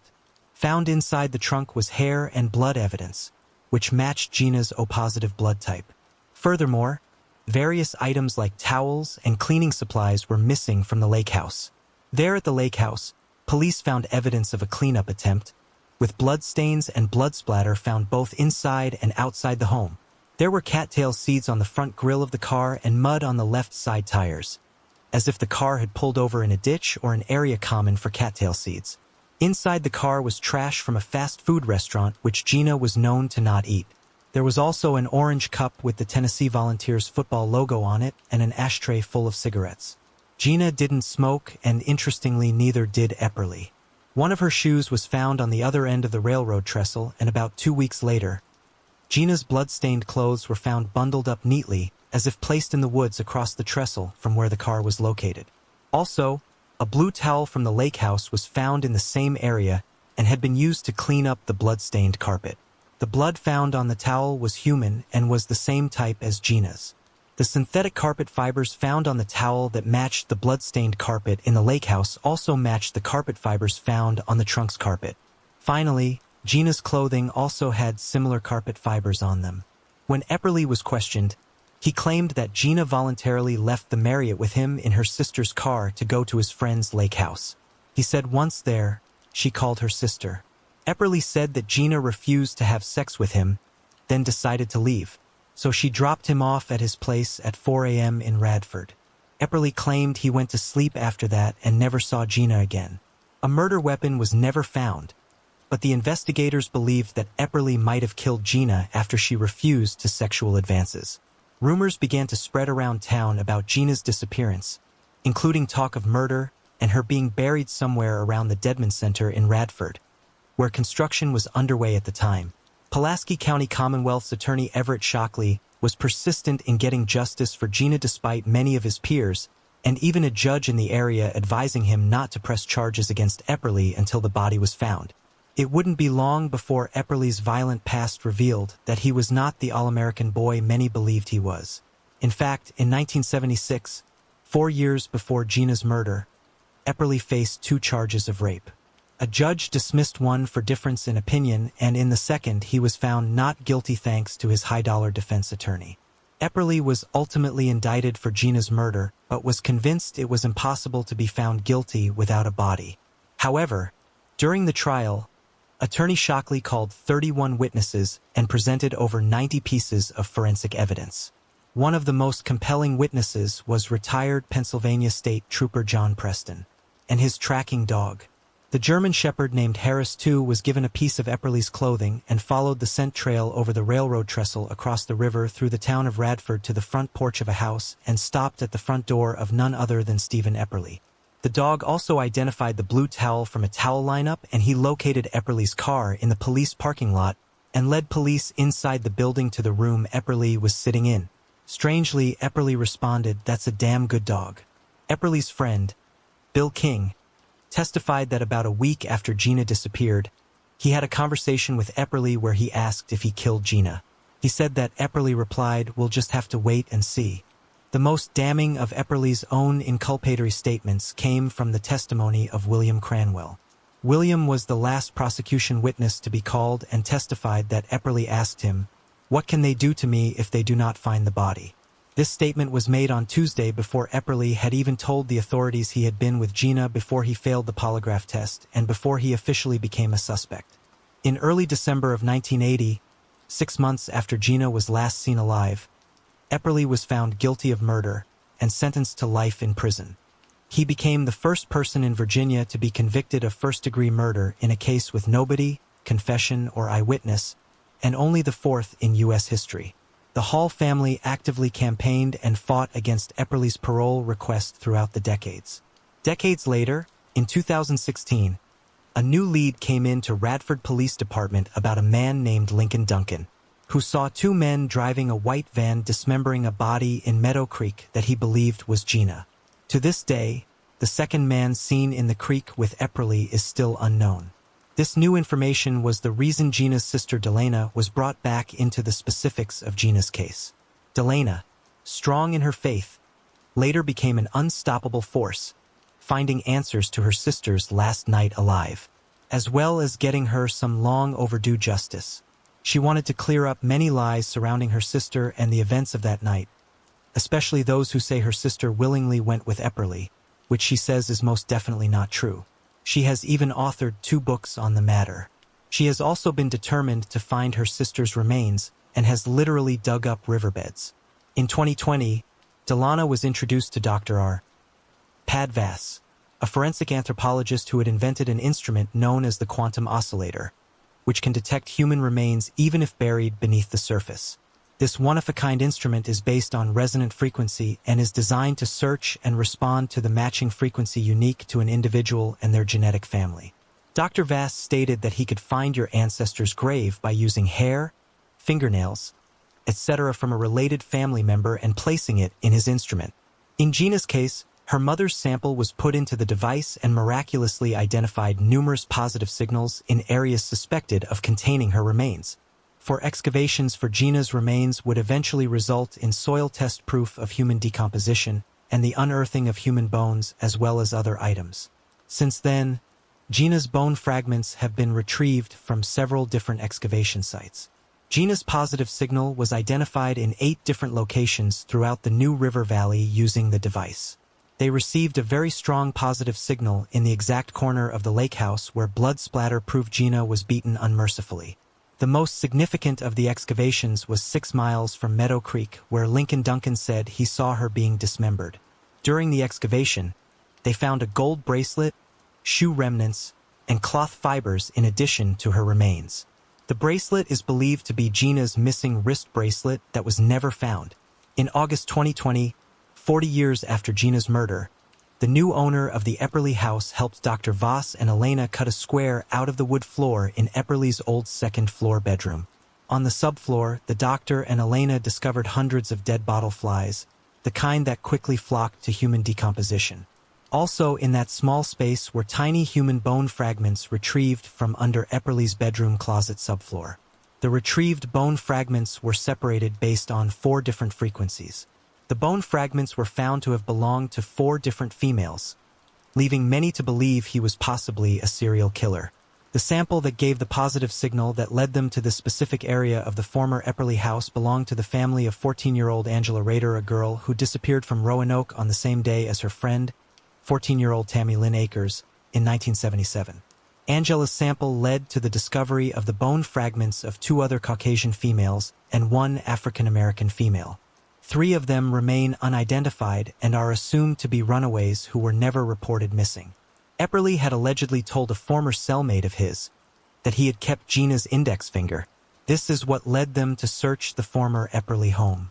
Interestingly, Angie's brother's sample was used in the device not only to locate that very specific spot in the upstairs bedroom closet subfloor of the Epperly house, but also other areas of interest in Pulaski County.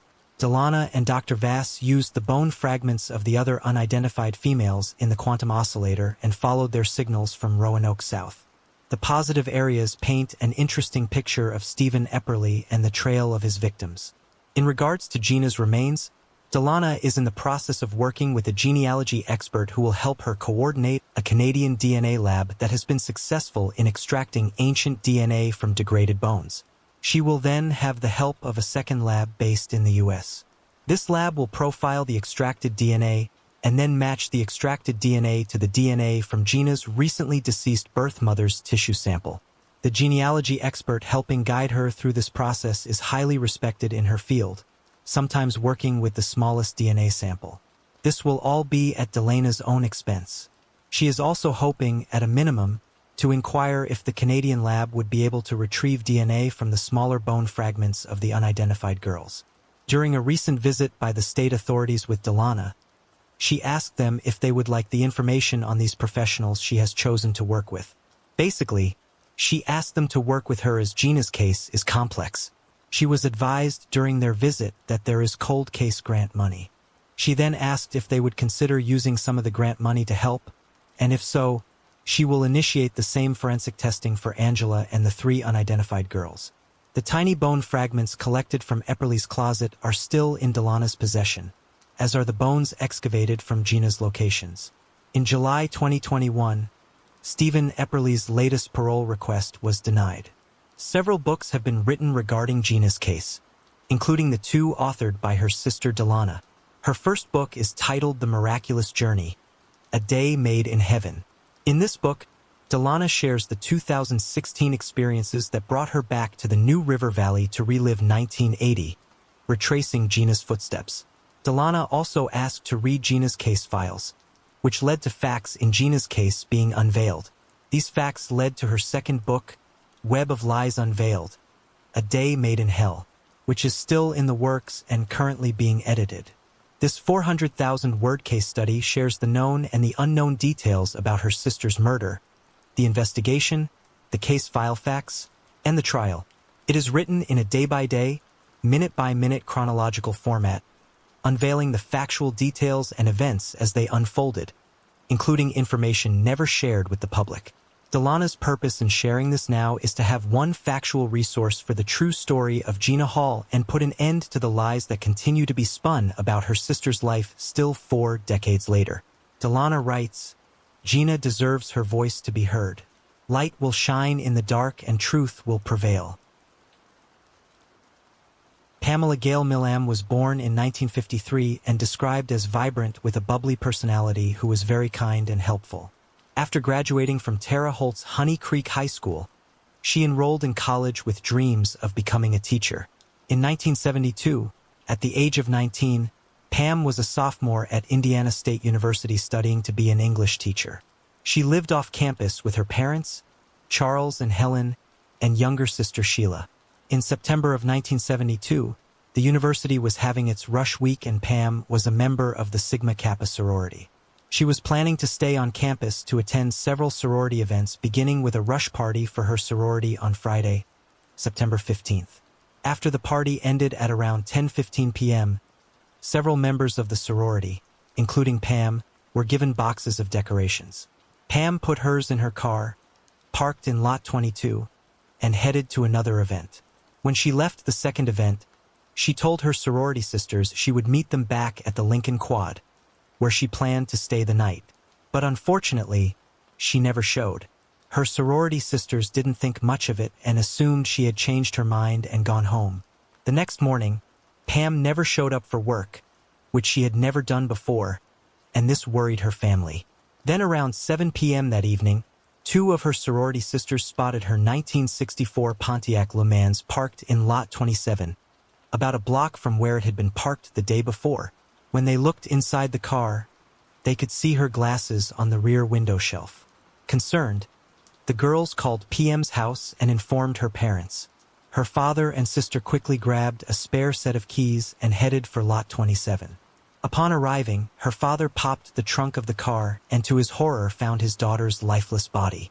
She was bound with leaves and dirt all over her clothes, meaning she was most likely taken to a wooded area at some point. In addition, investigators were able to recover DNA from Pam's blouse. The lead investigator insisted on collecting soil and traced evidence that they had no way of testing, but he believed the science would one day catch up, and it would prove useful at that time. They had an initial suspect by the name of Robert Wayne Austin who had been arrested for committing several assaults around campus. However, with no evidence to officially charge him, the case would go cold. In 2008, her case was reopened by the newly appointed Terre Haute Police Chief Sean Keane. Keane had the DNA from the crime scene tested and was able to quickly rule out Robert Wayne Austin. He continued to work the case for the next 11 years, manually removing hundreds of suspects. Meanwhile, her parents sadly passed away before any breaks in the case were ever discovered. In 2018, Keane sent the last sample of DNA to Parbon Nanolabs, who were able to use it for genetic genealogy. This led them to a single suspect, Jeffrey Leon Hand. Keane learned that was dead, but used a reverse paternity test to confirm that Hand had murdered Pam. After tracking down Hand's widow and 2 sons, Keane obtained their DNA and submitted it to the Indiana State Crime Lab, and it came back a match. Jeffrey Hand was around 23 years old at the time of Pam's murder. In 1972, Hand was working for a Chicago-based record company delivering records to stores throughout Illinois and Indiana and was familiar with the area on and around the Indiana State University campus. Less than a year after Pam's death, had picked up 2 newlywed hitchhikers, 24-year-old Jeffrey Thomas and his 22-year-old wife. The couple was heading back home to Evansville, Indiana after visiting some friends in Chicago. Hand had picked them up just south of Terre Haute in his turquoise 1968 Chevy near the intersection of US 41 and I-70 and began driving south. They drove in silence for 2 hours before arriving at a shabby farm on Warrington Road just north of the Vandenberg County line. Han told the couple he wanted to stop at his sister's house to see about getting some money. But when they arrived, he pulled over, pulled out a gun, and demanded money after firing a round into the air. Then, pointing a pistol at their backs, he walked them into the small farmhouse. When the couple showed him they only had $1.17 between them, he tied their hands with a spool of rope, then forced them into a grain silo and told them he was holding them ransom. He said that he made a plan to leave Jeffrey's wife tied up in the silo, while he and Jeffrey drove to Evansville to rustle up a few $100s in ransom money. He said once he secured the cash, he'd let them both go. Around 2 a.m., the two men pulled away from the farmhouse, and it was the last time his wife of only 2 weeks would ever see him alive. While they were gone, she escaped the silo and ran to a nearby home for help. When police arrived, they were able to quickly arrest Hand. He then led them to the deceased body of Jeffrey, who had been discarded in a weedy area just over the Posey County line. At Hand's trial, he went mad when he saw a news photographer taking his photo and had to be subdued and led out of the courtroom. In the end, he was found not guilty by reason of insanity and instead was committed to a state reformatory for 2 years. On January 24, 1978, nearly 7 years after taking Pam's life, Hand forced 25-year-old Susan Matlock into her 1977 Pontiac Thunderbird outside a shopping center in Kokomo, Indiana. Inside the store, a clerk named Kathy Graham saw the event unfold and called the police, telling them she believed she just saw a possible abduction. Inside the car, told Susan that he had a gun and a knife and wasn't afraid to use either one. He also told her that he had just robbed someone. With Hand weighing his options and wanting to get to South Bend, Susan offered to drive him to the nearest bus station, but he declined. Meanwhile, Kokomo officer Jerry Castle pulled up and Hand fled on State Street in the direction of 17th Street until he lost control of the vehicle and plowed into a snowbank. As he took off running, off-duty Officer Vernal Ball caught up with him in a nearby alley. Officer Ball eventually cornered him and told him to remain still, but instead Hand reached for his gun. He shot at Officer Ball, hitting his hand inside. Officer Castle finally arrived on the scene and shot Hand several times. Thankfully, Officer Ball survived, but Hand didn't. Police ended up locating a long piece of rope in Hand's coat pocket, along with clothing, sock caps, masking tape, bandages, ammunition, leather gloves, and pictures of recently engaged couples clipped from the local newspaper in his abandoned vehicle. Clearly, he was planning to continue his reign of terror. Thankfully, Pamela's surviving family can finally have some closure. Age of 37, Barbara Ruth Becker was living in San Diego, California, in the La Jolla area with her husband and 2 young sons. Barbara's husband was a prominent University of California, San Diego medical professor. They also lived in a neighborhood that was close to the university and the Scripps Institute of Oceanography. On March 21, 1979, Barbara's 2 young sons, ages 7 and 9, came home from school and found their mother's bloodied body in the living room. Scared to death, they ran to a neighbor's house and called the police. When the police arrived, they would find Barbara deceased from multiple knife wounds. Detectives worked to solve the case, but eventually all leads were exhausted and the case went cold. Years later, DNA from the crime scene was entered into the Cody's database, but there were no matches. Investigators would later find out that Barbara's killer was arrested in LA in 1994, 15 years after her murder. While the killer was a sex offender and had his DNA taken, it was right before the Cody's database was fully implemented. In 2018, authorities in San Diego reached out to the FBI's genealogy team for assistance. They were able to create a DNA profile of the killer and use it for genetic genealogy research. The genealogists built a family tree and discovered immediate family members of the killer who had volunteered their DNA. Finally, on the 40th anniversary of her death, authorities announced the identification of her killer as Paul Jean Chartrand. However, Chartrand died in Arizona in 1995 at the age of 43. His family confirmed that he lived in San Diego around the time of the murder. Chartrand was adopted as an infant from an orphanage in Montreal, Canada. He then moved with his parents and sister to Phoenix, Arizona. It remains unknown if he and Barbara knew each other or if the murder was just a random act. Opal Wild was born on October 8, 1904, and at the age of 82 was living in St. Petersburg, Florida. Opal was well known and loved in her neighborhood where she would go on daily walks. On February 8, 1987, Opal's sister-in-law, Frida Giles, who lived just across the street, saw Opal on one of her walks between 3 and 4 p.m. Frida tried calling Opal before 8 a.m. the next morning, but she didn't answer the phone.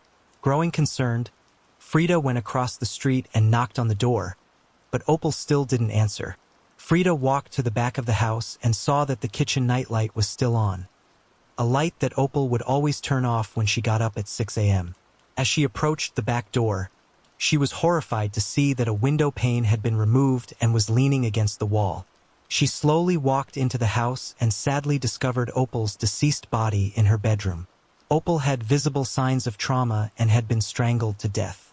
Investigators found that the killer had used either leather or cloth gloves to remove the window pane and gain entry, leaving behind no fingerprints. He had also cut the telephone wire and stole several pieces of jewelry.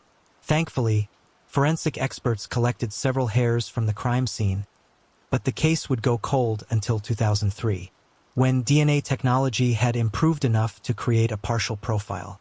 However, upon entering the information into Cody's, there were no matches. Finally, in late 2020, 17 years later, DNA from the crime scene hairs underwent extensive testing by Parabon Nanolabs. A genetic genealogist was able to narrow down the suspect to one man, Michael Lapnusky, who had lived only half a mile from Opal at the time of the murder. It was determined that Lapnusky had been living in Waveland, Mississippi for the past 30 years. So detectives traveled there to try to obtain his DNA. Working with officers from the Waveland and Bay St. Louis police departments, a detective in July 2022 watched Lapnusky open a new soda straw and use it to stir a cup of coffee in a Marathon gas station before sucking the coffee from the end of the straw and throwing it away. It was the only straw in the trash can and was recovered and tested for DNA evidence. It was a match, but detectives wanted more, so they got the help of a Bay St. Louis police detective by the name of Ray Murphy. Ray owned a restaurant and knew Lapnusky quite well, so they devised a plan to run a free meal promotion with the hope that he would come in, eat, and unwittingly leave his DNA. Flyers were produced offering free food to residents, and one was placed directly on the windshield of Lapnusky's car while it was parked in a public place. Sure enough, he entered the restaurant with the flyer for a free meal at the specified time. Undercover officers watched their suspect like hawks and swooped in as soon as he had finished and left, taking his spoon and fork. They sent off the utensils for DNA testing, and lo and behold, they were a match. Lapnusky would have been only 19 years old at the time of the murder. On January 27, 2023, he was arrested and flown back to Florida to face first-degree murder charges 36 years after the heinous crime. Detectives are also looking into the possibility that Lapnusky murdered Eleanor Swift as well. On February 13, 1987, 5 days after the murder of Opal, Eleanor was found dead in her home as well. Just like Opal, she was found beaten and strangled to death. In both cases, a strand of straight brown hair was left behind, and the killer only stole wedding rings from both victims. Hopefully, they have DNA evidence from Swift's case and can test it soon and give her family some long-awaited answers. Alexandra Kemp was born on October 11, 1982 and grew up in Leawood, Kansas, where she lived with her parents and 2 brothers. At the age of 19, she completed her first year of college at Kansas State University and then returned home to Leawood. She had plans to work a summer job at the local Foxborough pool with her high school boyfriend, Phil Howes, and her brother, Tyler. She was also hoping to spend time with family and friends. On June 18, 2002, worked the early shift before Allie arrived for her afternoon shift. Tyler had agreed to take over around 5 p.m. so Allie could head home and get ready for a date she had planned with Phil. However, when Tyler arrived, Allie was nowhere to be found and the pool was left unattended. Allie's books that she had been reading were still on the table, as was her phone. Tyler knew his sister would never leave the pool unattended, and so after a short search, he called his father in a panic. Their father, Roger Kemp, quickly dropped what he was doing and rushed to the pool. When he arrived, Tyler was still looking for his sister. The two of them continued their search, checking more and more unlikely places. The last place they checked was the pump house, and it was there that he saw what looked like a human leg partially covered with a blue tarp. Roger pulled the tarp away and shockingly discovered his daughter's beaten body. He immediately called 911, and she was rushed to the hospital but would sadly not survive. The medical examiner found her body covered in bruises, and marks on her neck indicated that she had been strangled. Investigators began combing the scene, looking for any clues that might lead them to her killer. During their search, they found a small ointment cap, which they believed might have come from a first aid kit. News of her murder began to spread quickly, leading to a crowd at the scene. The police watched the crowd carefully, hoping to spot a nervous or suspicious person, but at the time, nothing came of it. With no options left, they began interviewing everyone that had a connection to Allie. While they interviewed her friends and family, one person really stuck out: her long-term boyfriend, Phil. The two were high school sweethearts, but cut off the relationship when Allie went off to college. However, when she returned for the summer, they started the relationship back up. Detectives quickly learned from Phil that Allie had attempted to contact him just a few hours before her body was discovered. He had a missed call and voicemail from her at 2:52 p.m. He tried to call her back once he saw the message, but she never picked up. As for Phil's movements, he had left his shift at the pool to work his second job before calling in to play video games at a friend's house. Both these activities were corroborated by the people Phil had claimed to be with. He first became aware of the situation when he received a call telling him Allie was in the hospital. Since Phil had a solid alibi, he was quickly ruled out, along with every member of Allie's close friends and family. At this point, investigators were at a loss, but all that would change when a frequent visitor to the pool came forward and told an interesting story. They said a week before the murder, they saw a person hiding in the bushes nearby holding a pair of binoculars. They also got a tip from a lawn crew working nearby who said they saw a beige Ford pickup truck on the day of the murder. They said the truck came and went multiple times that day, which they found strange. Word of the pickup truck began to spread around the small town and led to multiple tips from people claiming to have information on it. However, they were never able to identify it. Investigators would eventually get new information from one of Allie's friends, Laurel. She said that she arrived at the pool around 3:15 p.m. and wanted to surprise her. So, she sat in her car and continuously honked her horn, hoping to get a reaction from Allie, but she never did. Instead, she noticed a man walking out of the pump room. Thinking it was Allie's boss, she panicked and ducked down behind her dashboard.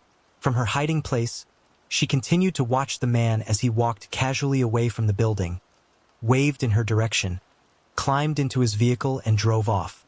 Once he had left, Laurel went into the pool area to search for Allie, but left when there was no sign of her.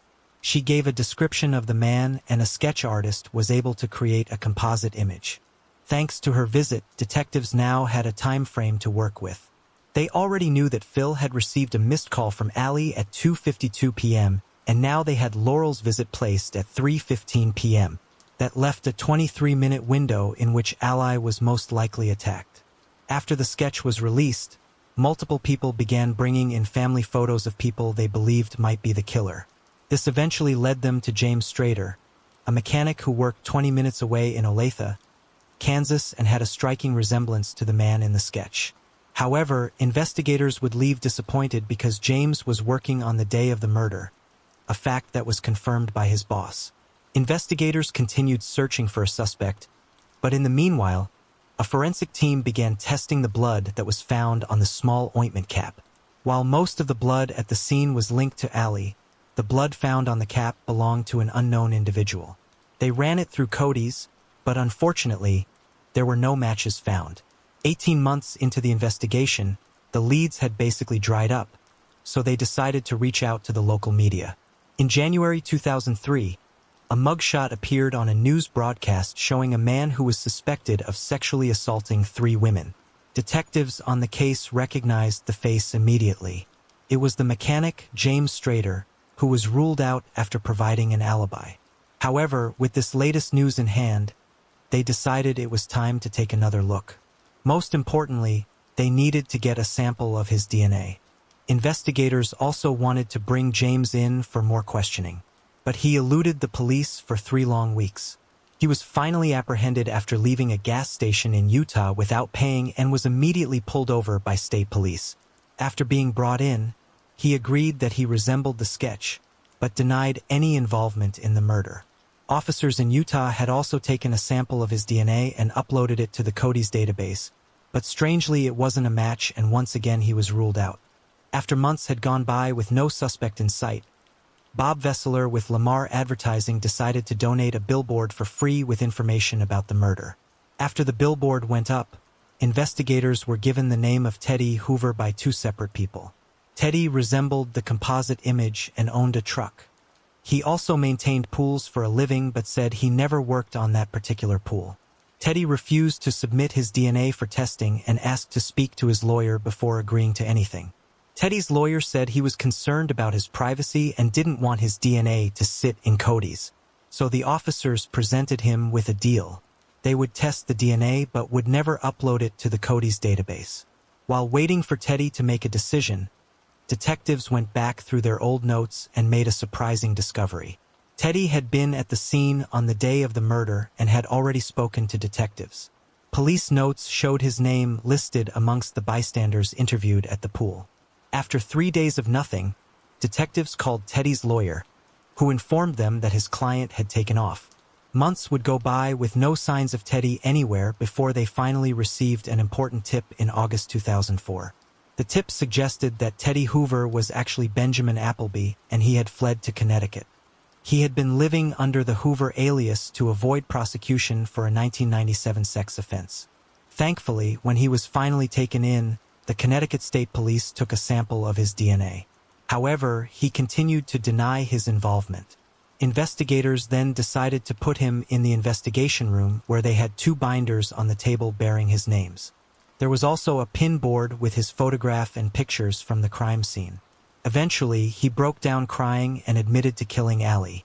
He recounted the events, saying he visited the pool as part of his maintenance work and Allie was there when he stepped into the pump house. Benjamin made a pass at Allie by attempting to touch her, but she pushed him away, causing him to lose control. He also said he planned to sexually assault her and had grabbed the ointment to use in the process, but was interrupted when Laurel began honking her horn. He said he collected himself, leaving calmly and giving her a friendly wave as he walked to his vehicle. The DNA results confirmed Benjamin's confession and he was arrested. However, when he entered the courtroom, he pleaded not guilty and claimed that his confession was coerced. He even accused the police of intimidation and threats against him and his family. However, DNA doesn't lie, so his attorney said he did kill her but claimed it wasn't premeditated. However, based on the evidence, the investigators knew this wasn't true. In the end, Appleby was found guilty of first-degree murder and was sentenced to 50 years in jail. After the trial, Allie's parents organized Take Defense, the Allie Kemp Educational Foundation, a program that offers self-defense classes for women. Sadly, on April 4, 2022, Roger Kemp passed away at the age of 77. His sudden death left his friends and family devastated, and the Allie Kemp Educational Foundation released the following statement. Throughout the past 20 years, the foundation and the self-defense program have worked in conjunction to successfully train over 70,000 girls and women across the United States ranging in age from 12 to 90 years. Perry was born on February 22, 1955 to parents Marvin and Jean in Linton, North Dakota. She and her high school sweetheart, Bruce Perry, graduated in 1973 and then married the next year on August 17, 1974. Arless worked for a Christian youth group, taught Sunday school, and was described as trusting, joyful, and optimistic. Weeks after their marriage, they moved to Palo Alto, California to attend Stanford University. They moved into Quillen Hall in Escondido Village, a residence hall for married couples and partners with children. Bruce was now a second-year pre-med student who also maintained a job in order to support Arless and himself. However, this caused Arless to be alone most days, and she would even write friends and family back home saying she felt isolated because Bruce was so busy with school and work. Arless then got a job as a receptionist at a nearby law firm, and this gave her the outlet she needed. She then began enjoying life in California and finally felt that things were falling into place.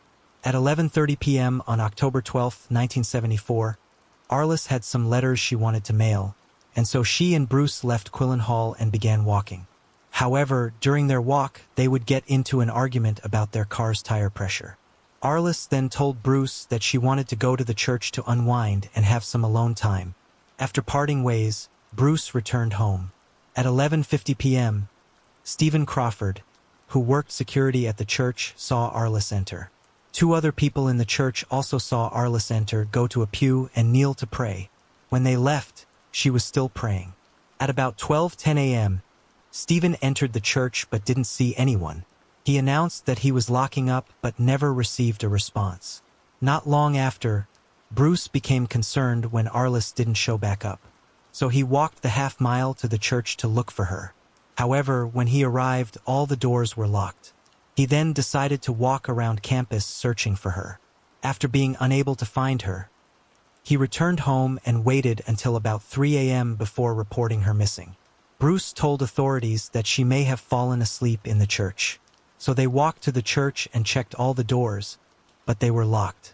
They tried calling out to see if anyone was inside, but no one answered. A few hours later, the same security guard returned to the church to open it for the day. When Stephen entered the church, he found Arless's deceased body and called it in saying, "Hey, we've got a stiff here." She was found lying partially nude on the front pew of the altar with her neck broken and her arms crossed over her chest with a candle in between. She had been beaten, strangled, sexually assaulted, and ultimately murdered with an ice pick. Investigators would also find a latent palm print on one of the candles near her body. It was later said that the crime scene resembled a satanic ritual. Strangely, when the cops arrived to question Bruce, they noticed he was covered in blood.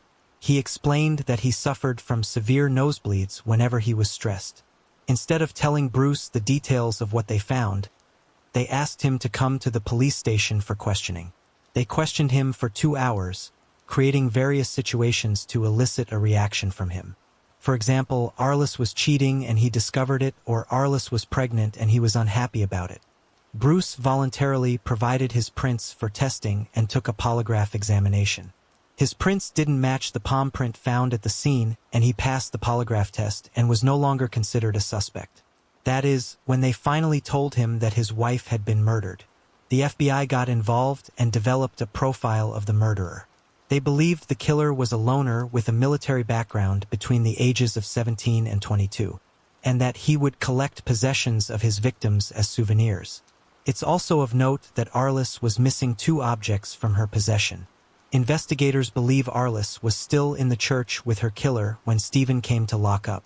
Someone passing by the church reported seeing a man with sandy blonde hair enter the church at the same moment Arless did. Another passerby between 12:15 and 12:30 heard a strange sound coming from inside the church. And when they stopped, the noise also stopped. When Bruce called the police to report Arless missing, Stephen said he did a sweep of the church around 2 a.m. and the police performed a sweep of the outside around 3 a.m. Strangely, both times, all the doors were found locked. Stephen was initially considered a suspect but was ruled out after he passed a polygraph test, and his palm print didn't match the latent palm print found at the scene. There was some suspicion regarding the Stanford Chapel dean because he also had access to the church, but he passed a polygraph test as well. The handprint was compared to over 100 suspects, but no match was found. Sadly, the case would go unsolved for the next 4 decades. A co-worker of Arless's at the law firm said that a man with sandy blonde hair and an athletic body had paid her a visit at work.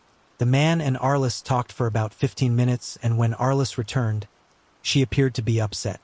Bruce was also asked about the man but stated he had no idea who the individual could have been. After Arless' body was returned to Bismarck, North Dakota, and buried. Someone stole her temporary burial marker. This was strange because it was the only one stolen. This made people wonder if her killer was from Bismarck and had traveled to California to murder her. Part of Bruce's parents' job was to try and convert members of a satanic cult to Christianity. The cult was known as the Process Church of Final Judgment. They were into Scientology and Satanism and were known to perform rituals. 13 years later, in 1987, a book titled The Ultimate Evil, published by Marie Terry, reopened the entire satanic pentagram world once more. He was at odds with the police for dismissing Arless and the Process Church of Final Judgment and claimed that the man Arless was arguing with at work the day before she was murdered was a member of the Satanic Church. He further alleged that Arless purposefully provoked an argument with Bruce to get some alone time with the man. The book became very popular, and he was even able to sell out a 1,000-seat capacity venue where he would sit and discuss the case's theories. In his book, he discusses a theory about her murderer possibly being the serial killer, the son of Sam. In 1978, 4 years after Arless's murder, David Berkowitz wrote to Arless's home in North Dakota, claiming that the Process Church of Final Judgment hired a hitman to kill her because she wanted to convert them to Christianity. He told them that the cult was nationwide and that they would kill individuals throughout the country. He knew this because he claimed to be a member himself. He stated that Charles Manson and serial killer Otis Toole were also members. Berkowitz then sent a book to a police officer in North Dakota in 1979, and in the book he wrote, hunted, stalked, and slain, followed to California, Stanford University. 2 officers from California flew to New York to question Berkowitz about the murder, and after about 30 minutes, he stopped talking and stated he didn't want the other convicts to think he was a snitch. So, the police considered him useless and moved on. Arless's murder was eventually linked to the murders of 2 other women at Stanford University. People came forward to say they saw the same type of man with sandy blonde hair roaming the area around the time of those murders as well. The police even questioned Ted Bundy, who was frequently in California between 1973 and 1974. However, he was ruled out as a suspect since he had an alibi for the night of the murder. Finally, in 2016, the police received a break in the case. They discovered a DNA profile of a male downed on Arless's jeans the night she was murdered. Police set out to interview everyone in the vicinity that night and collect DNA samples from each person. With that, they were able to eliminate everyone but the church's night guard, Stephen Crawford. Stephen Crawford, now 72 years old, was a veteran of the United States Air Force who began working as a police officer at Stanford University in the Department of Public Safety in 1971. However, in 1972, a new police chief decided to reorganize the department, and most of the police officers were offered jobs as security guards instead. Stephen despised this and began stealing items such as artworks and books, and eventually left Stanford in 1976. In 1992, his ex-wife reported him for creating a false diploma with a blank certificate obtained from Stanford. He was subsequently prosecuted and arrested for stealing thousands of dollars worth of various items from the university. In the end, he would receive a 6-month suspended sentence and 2 years of probation. In 1993, he relocated to San Jose, California, where he lived at the Dale Coronado apartment complex. He worked as an insurance adjuster and led a relatively quiet life. Even though his palm print didn't match the one found at the scene, and he passed the polygraph test, Crawford had remained a person of interest all those years. They compared his DNA to the DNA recovered on Arless's jeans, and lo and behold, it was a match. On June 28, 2018, investigators visited Crawford's apartment at 9:05 a.m. Instead of letting them in, he shouted, asking them to wait while he got dressed. The police waited for a few minutes and then entered his apartment using the master key they got from the building manager. After entering, they saw Crawford seated on the bed with a handgun and backed away. After hearing a gunshot, they entered and discovered Crawford on the floor with a self-inflicted wound. Upon searching his apartment, they discovered a copy of Marie Terry's book, The Ultimate Evil, as well as a handwritten suicide note on his desk written in 2016, when investigators began to reinvestigate him. However, there was no mention of Arless in the note. Unfortunately, this leaves us with some unanswered questions. such as was the murder of Arless part of his revenge against the university? Was she his only victim? Or was he a notorious serial killer who got away with murder for many years? Was the satanic ritual part of his MO or just a way to throw off the investigators? Sadly, we will probably never know the answers to these questions.